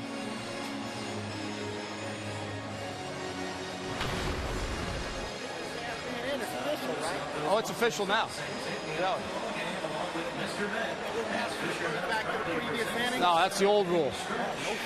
Yeah, now it's a suspended rule. Just pick it up right now from where we go from wherever we stop.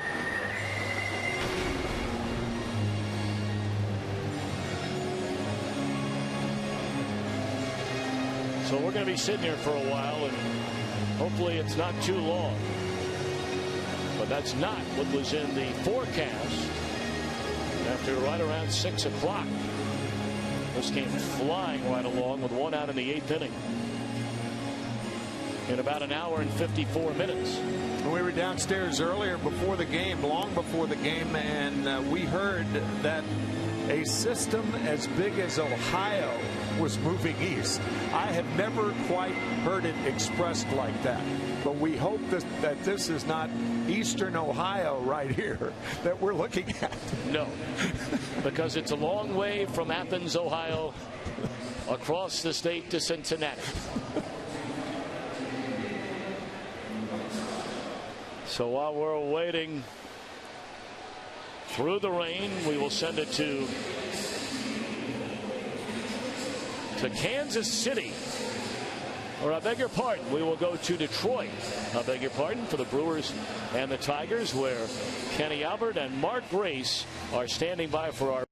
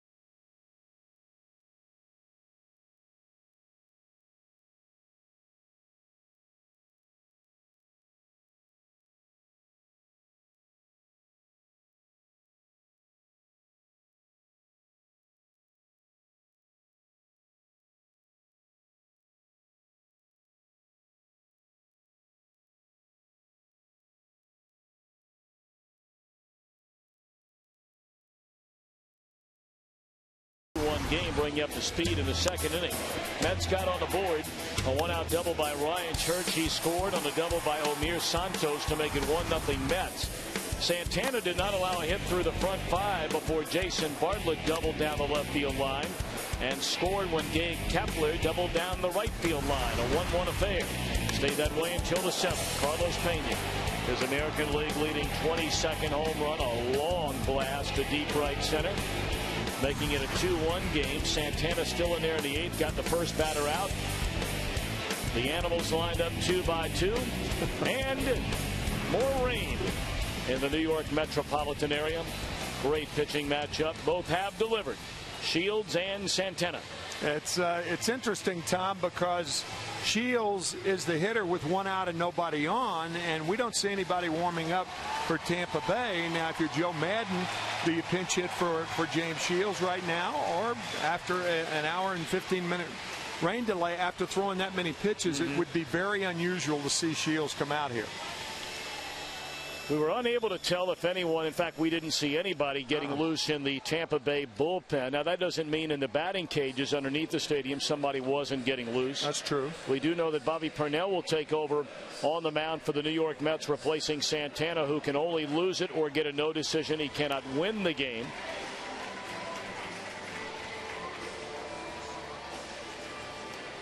So the Mets have taken the field, and it will be the right-hander Parnell, who has electric stuff. Those are 2 words that have entered the lexicon over the last several years, and it certainly applies to Bobby Parnell. Gets it up there 97, 98 miles an hour, and it's going to be interesting to see what Joe Madden does right here. Our Bank of America Fan Cam brought to you by Bank of America Home Loans, making a commitment to home and to homeowners. Starting now, Home has a new address, and home for dads is always having the little one in your lap, sitting next to you, handing off a souvenir, getting a big hug, and a happy Father's Day. And happy Father's Day to all the dads out there. In fact, we caught up with some of the Tampa Bay players, and they would like to extend happy Father's Day to many as well.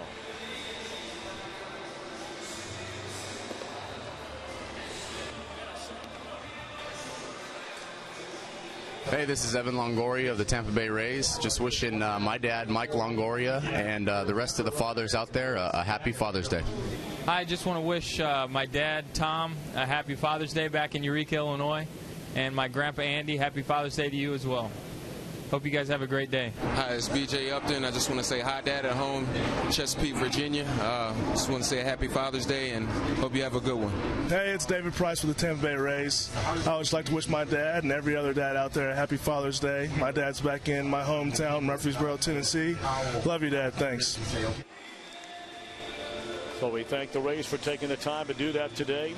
We remind you that Major League Baseball and People Magazine are recognizing individuals who have made a difference in their community. Of course, that'll be during our telecast of the July 14th Major League Baseball All-Star Game from St. Louis. Your favorite everyday All-Star who could represent your club, go to peopleallstars.com and vote. And those from the Florida area, some of the leaders in that community, some here in the greater New York area, who are helping make a difference in the lives of many less fortunate. So here we go. We resume action, 7:15 Eastern Time. Pat Burrell will bat for James Shields. So close the book on the Tampa Bay right-hander, and what an outing he had. Retired the final 14 batters he faced. We look at the Zantac relief pitcher profile on Parnell. Heartburn attacking Zantac. Joe Madden predictably sending Pat Burrell up to the plate, hoping that with one swing of the bat, he can increase his lead.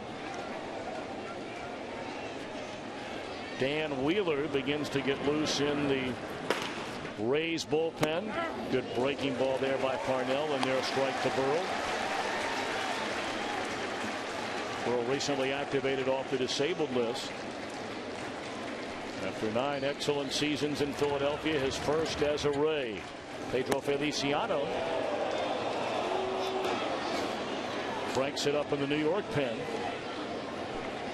Now, Burrell had not played the field the entire year, and in fact, Joe Maddon said when this road trip began he would not play in the field until he saw the numbers that Burrell had against Aaron Cook, that fine right-hander of the Rockies, and he put Burrell in the lineup as a right fielder. It was the first time in his career he had played any other position besides left field. And then Joe Maddon saw his Rays go out there and get beaten by Aaron Cook, throwing that sinker about as hard as anybody's faced this year. And the Rays lost the last 2 games against Colorado, who have won 14 of 15 as we speak. And of course, they've gone on this run since Jim Tracy took over as manager, replacing Clint Hurdle.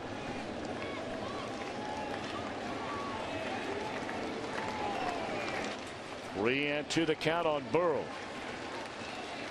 And he draws the walk.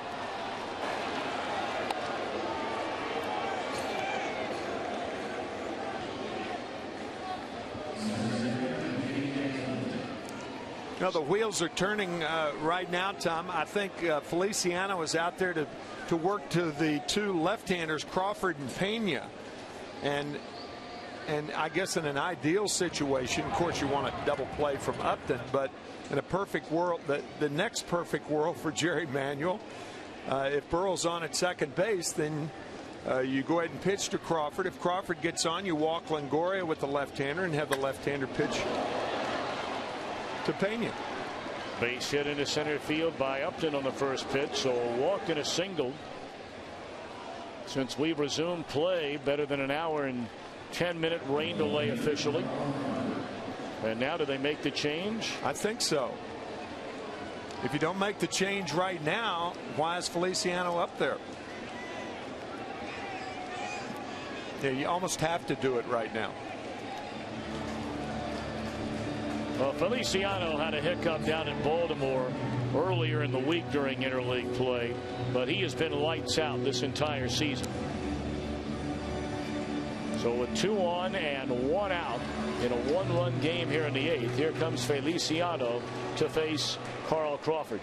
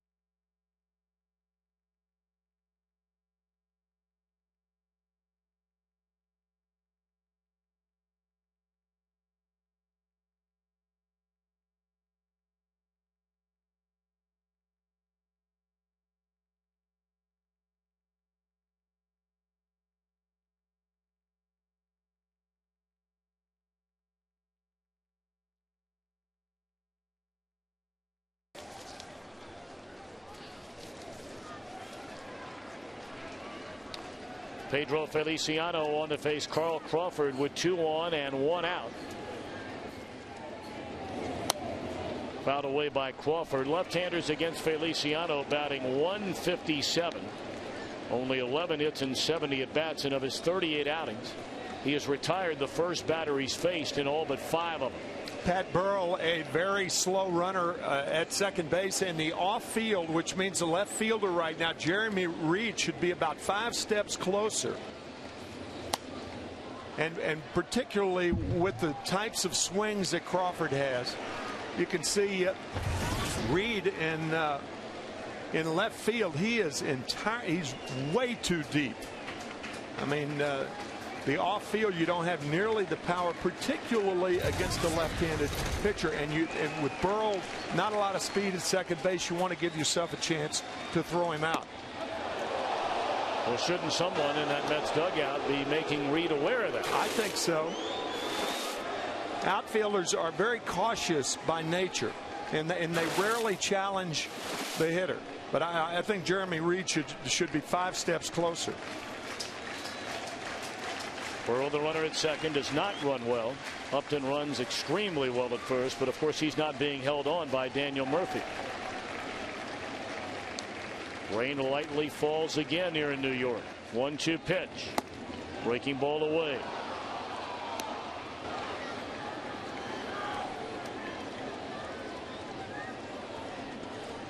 And now Reed, or at least he came in a couple of steps. Yes, he did. Yeah, he's in closer, and it was though somebody was waving a towel in the dugout, moving him in. Come back here to the mound. Can they turn it? They do. No! Oh, a safe and in and out call. Jerry Crawford initially gave the signal safe and then threw up the right hand. Clearly safe and then out. Joe Madden coming out. He was out, it appeared. So the right call was ultimately made, just not the conventional way.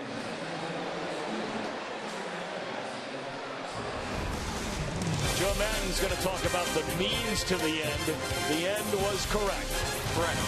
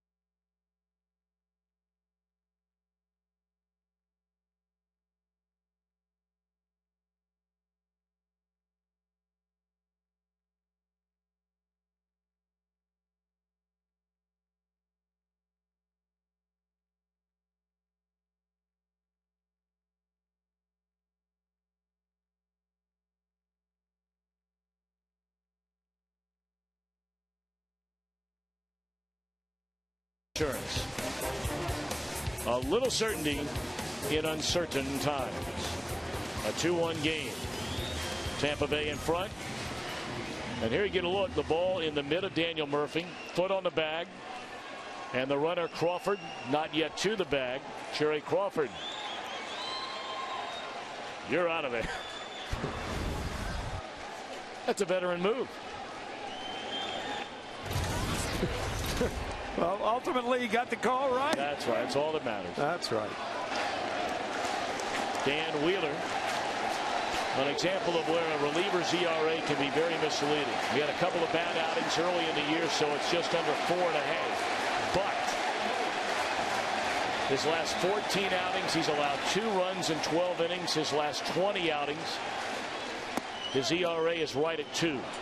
So he is getting better and better and better after a couple of poor appearances to start the year. He's been a very durable reliever, as Sean Green will be the pitcher in all probability, unless the Mets take the lead, and then you're going to see K-Rod in the top of the 9th inning.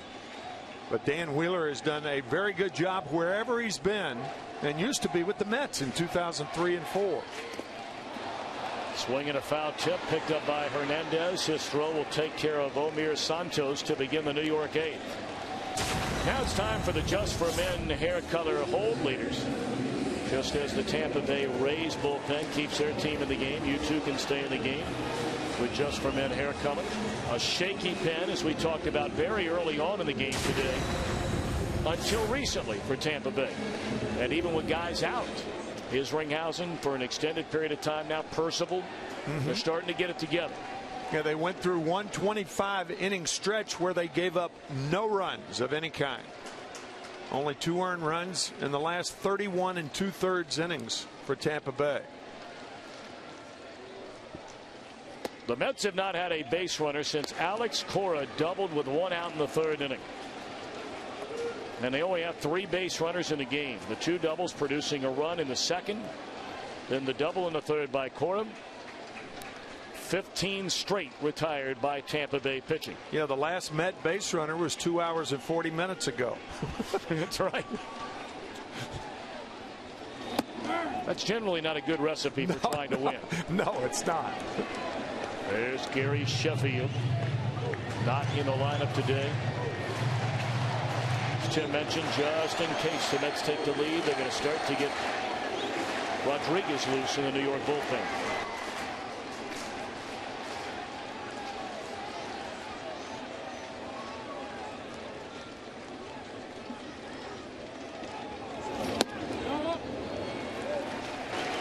Two and one on Luis Castillo, who was grounded to short and bounced out to Pena at first.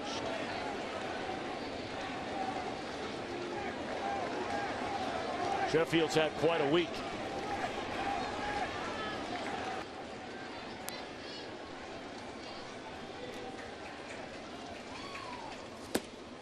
Ball 3.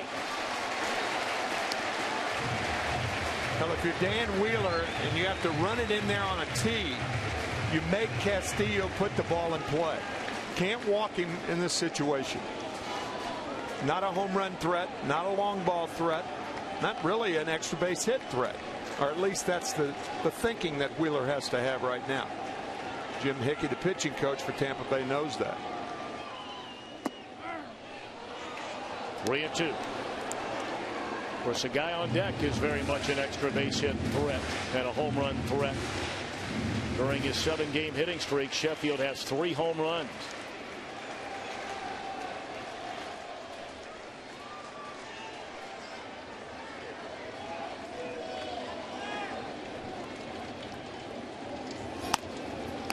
Nice play by Wheeler.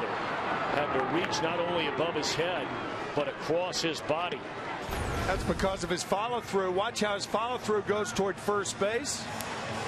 Ranges back to make a nice play.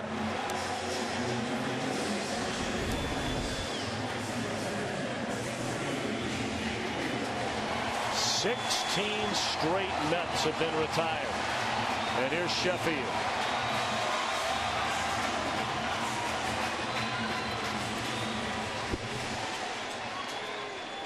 I've always been amazed at Gary Sheffield, how he controls a power swing. Throughout his career, there's nobody who's swung harder, and yet he's controlled. Of course, back in mid-April, Sheffield became the 25th player in Major League history to hit 500 or more home runs in a career. And we mentioned over the last week he has hit 3 more home runs.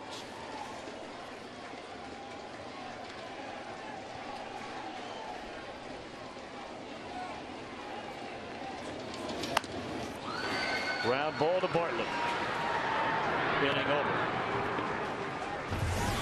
5 consecutive perfect innings for Tampa Bay pitching. We move to the 9th. Rays lead by a run.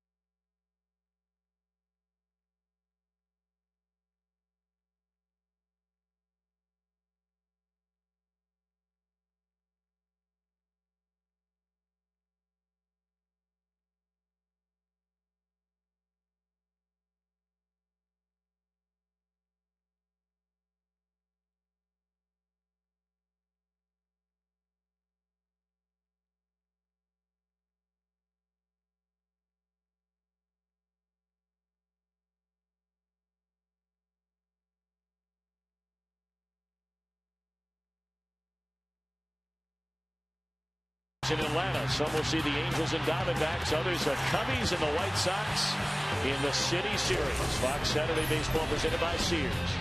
4 Eastern, 1 Pacific on Fox. Check local listings for the game and start time in your area. Sean Green on the mound has not given up a run in his last 15 outings, spanning 15 2/3 innings.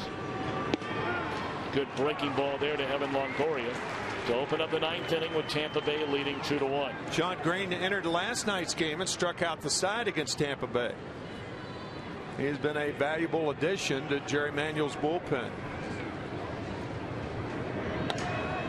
Well, he sawed off Longoria there, and Wright will throw him out.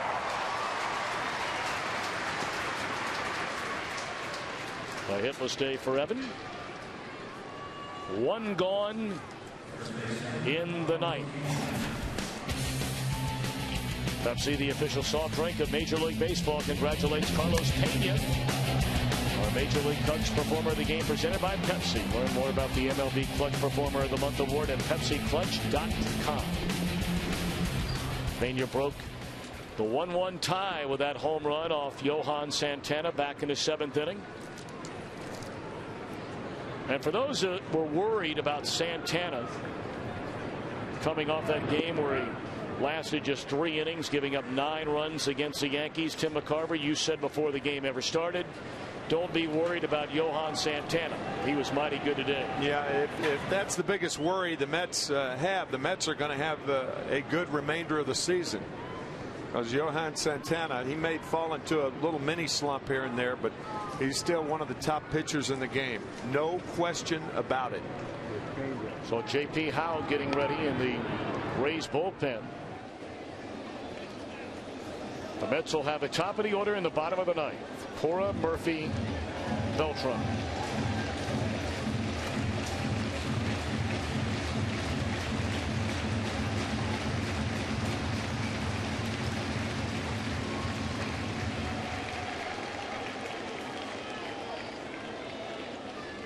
Home plate umpire Tom Hallian giving Carlos Pena a chance to rest that right foot of his. He just hammered that breaking ball from Sean Green down on his right instep. A little professional courtesy there. Oh, and 2 to Pena. Into the teeth of that shift. 2 away.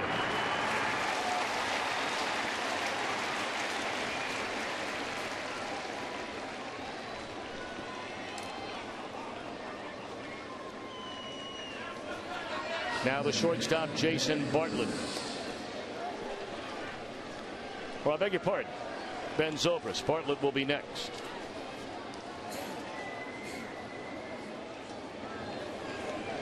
Ben Zobrist has one thing on his mind right now with 2 out, nobody on, and that's to pop one.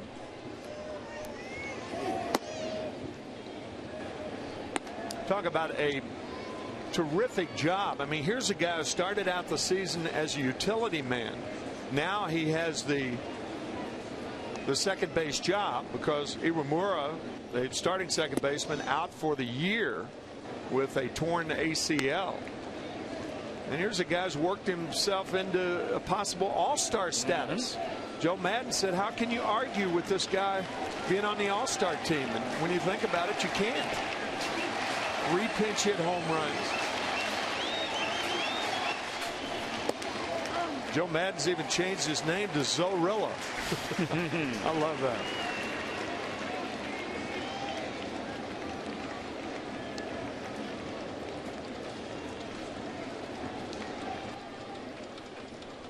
Two and one to Zobrist. And did he get enough of this one into right field down the line? You said to pop one, and he pops one to make it a 3-1 game.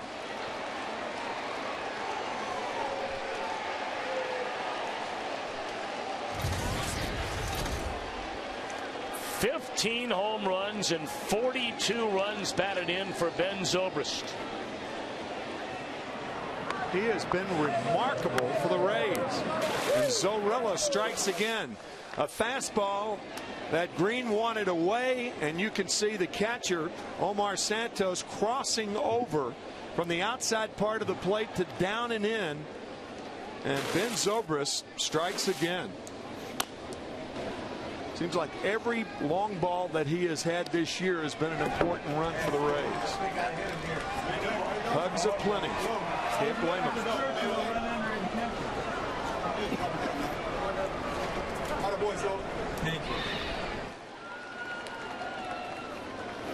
Zobrist, you heard him wish his father a happy Father's Day back in Eureka, Illinois. And you know that I believe our game is on in that area of the country today. I'm sure his parents are very excited. Certainly is next week with the White Sox and Cubs. And there's a fly ball to left, which will end the inning. Top of the order coming up, and the Mets now down 2.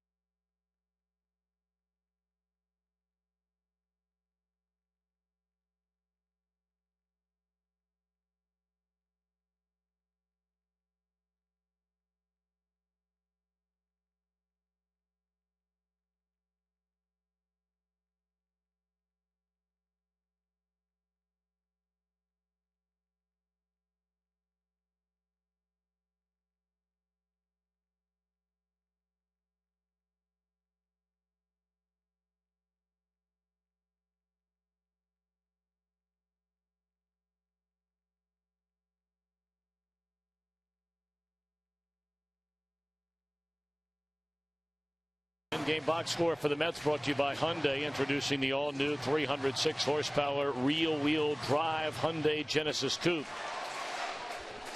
3 doubles, 2 of them leading to a run in the second, a 1-out double by Cora. That was the last base runner of the afternoon for the Mets. 17 in a row retired by Tampa Bay pitching, and now J.P. Howell trying to close it out. Strike 1 to Alex Cora.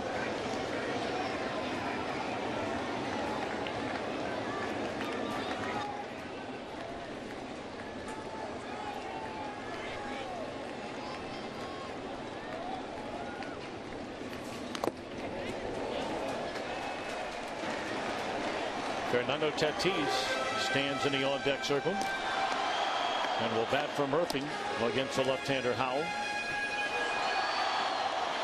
It's one area where Tampa Bay is going to have to find someone, unless they're going to match up every night. And that's what Joe Madden told us before the game. You know, right now they're having to do that, but they need to find somebody to become the guy down in that bullpen. It's very difficult to do that. Ken Rosenthal talking earlier about a number 2 starter. Number 2 starter, very difficult to come by, and certainly a closer is the same way. And unless you do it during the off season, it is very difficult. Unless you develop someone during the season, very difficult to trade for a closer. 2-1 delivery, and it's grounded foul. Well, of course, there were those that will tell you out there, the quote-unquote sabermetrics crowd, at least many of them will tell you that, you know, statistically it'll show you that just about anybody can close. You watch baseball day in and day out over the long haul. You might find 1 example or 2 examples of a team that had a closer by committee that had some success. You'd be surprising me by naming those 2 teams. I'm talking about championship teams. Yeah, the Rays have spread it around. In fact, they have 4 relievers with 2 saves or more. That leads the majors. Joe Madden just piecing it together right now until and if they either develop somebody or make that rare trade to have a closer join the team.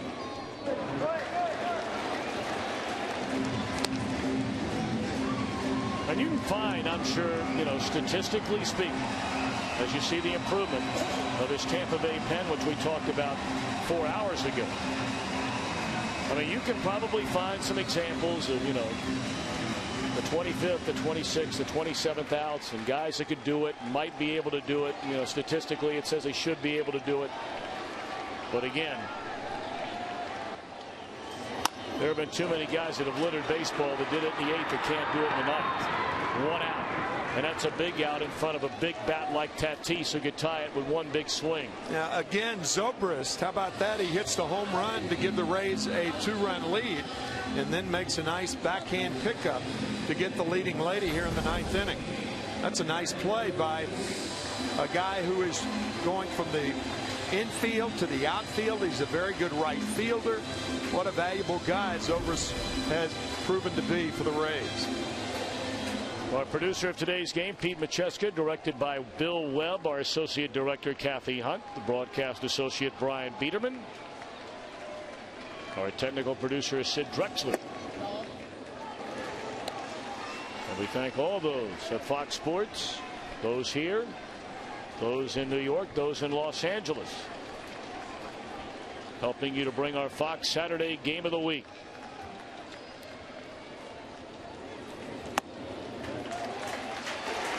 Two 2-0 on Tatis.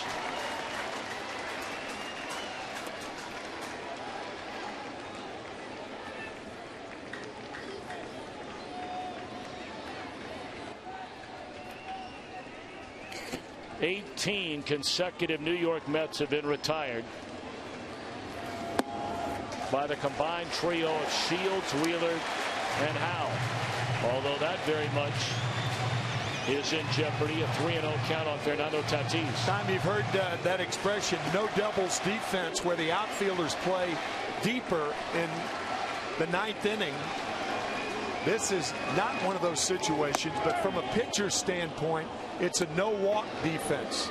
Don't walk this guy. If he hits the ball 9 miles, doesn't matter. I mean, obviously they inch closer, but the idea is a walk is as important as a hit for the offense.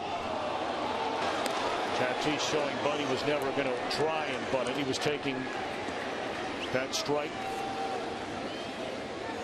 So a full count after falling behind 3-0.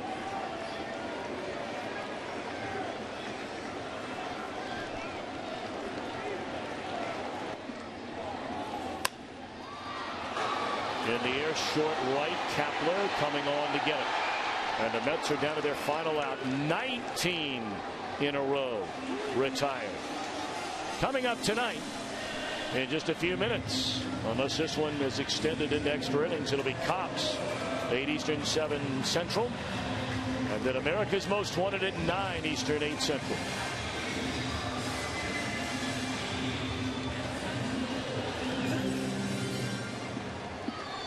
See Longoria back at third base. This is not a bad idea to be thinking about laying down a bunt. Beltran, a very good bunter. Trying to get the tying run up there any way you can.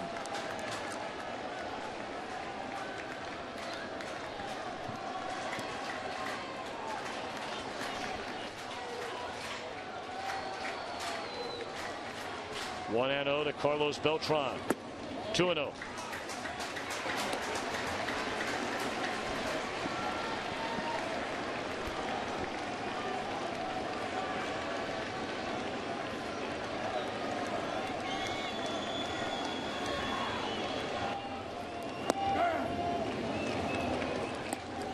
Two balls and a strike.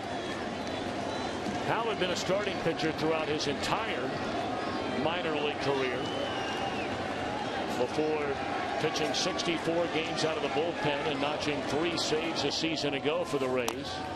Count even at 2-2. And he's trying to nail this one down for James Shields, who was 1 pitch better than Johan Santana here today.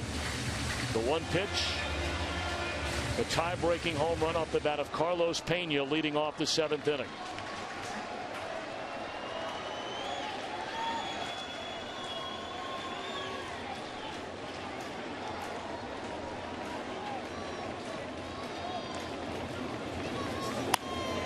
Into left center field.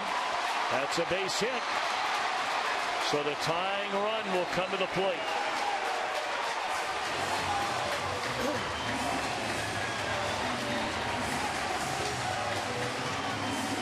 The first Mets base runner since a 1-out double in the 3rd by Alex Corin. Here comes Jim Hickey for a quick visit. Now the outfield's in the no doubles defense.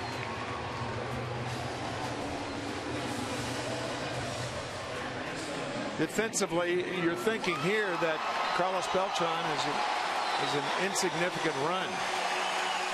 And that the guy who can tie the game is the guy with the stick in his hand. That's David Wright.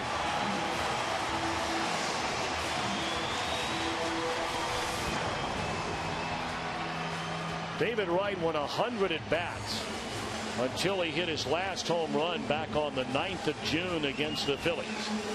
And he's not homered since then. That's 11 days ago.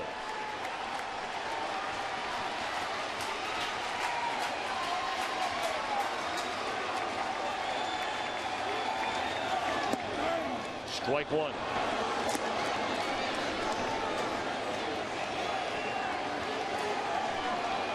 There's that no double defense. It's where the outfielders get paint on their backs from the wall. David Wright with 3 home runs here at Citi Field this year. Hal has him around the neck at 0-2. That was a changeup. And out of the strike zone. I think David may see that pitch again.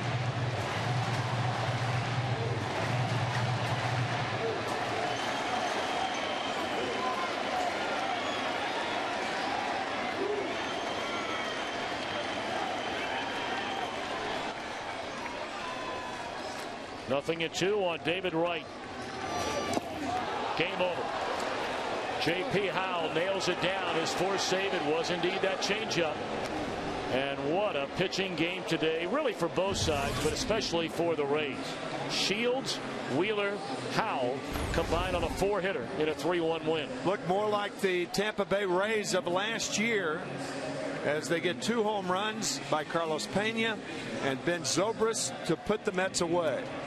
David Wright down on strikes on that changeup.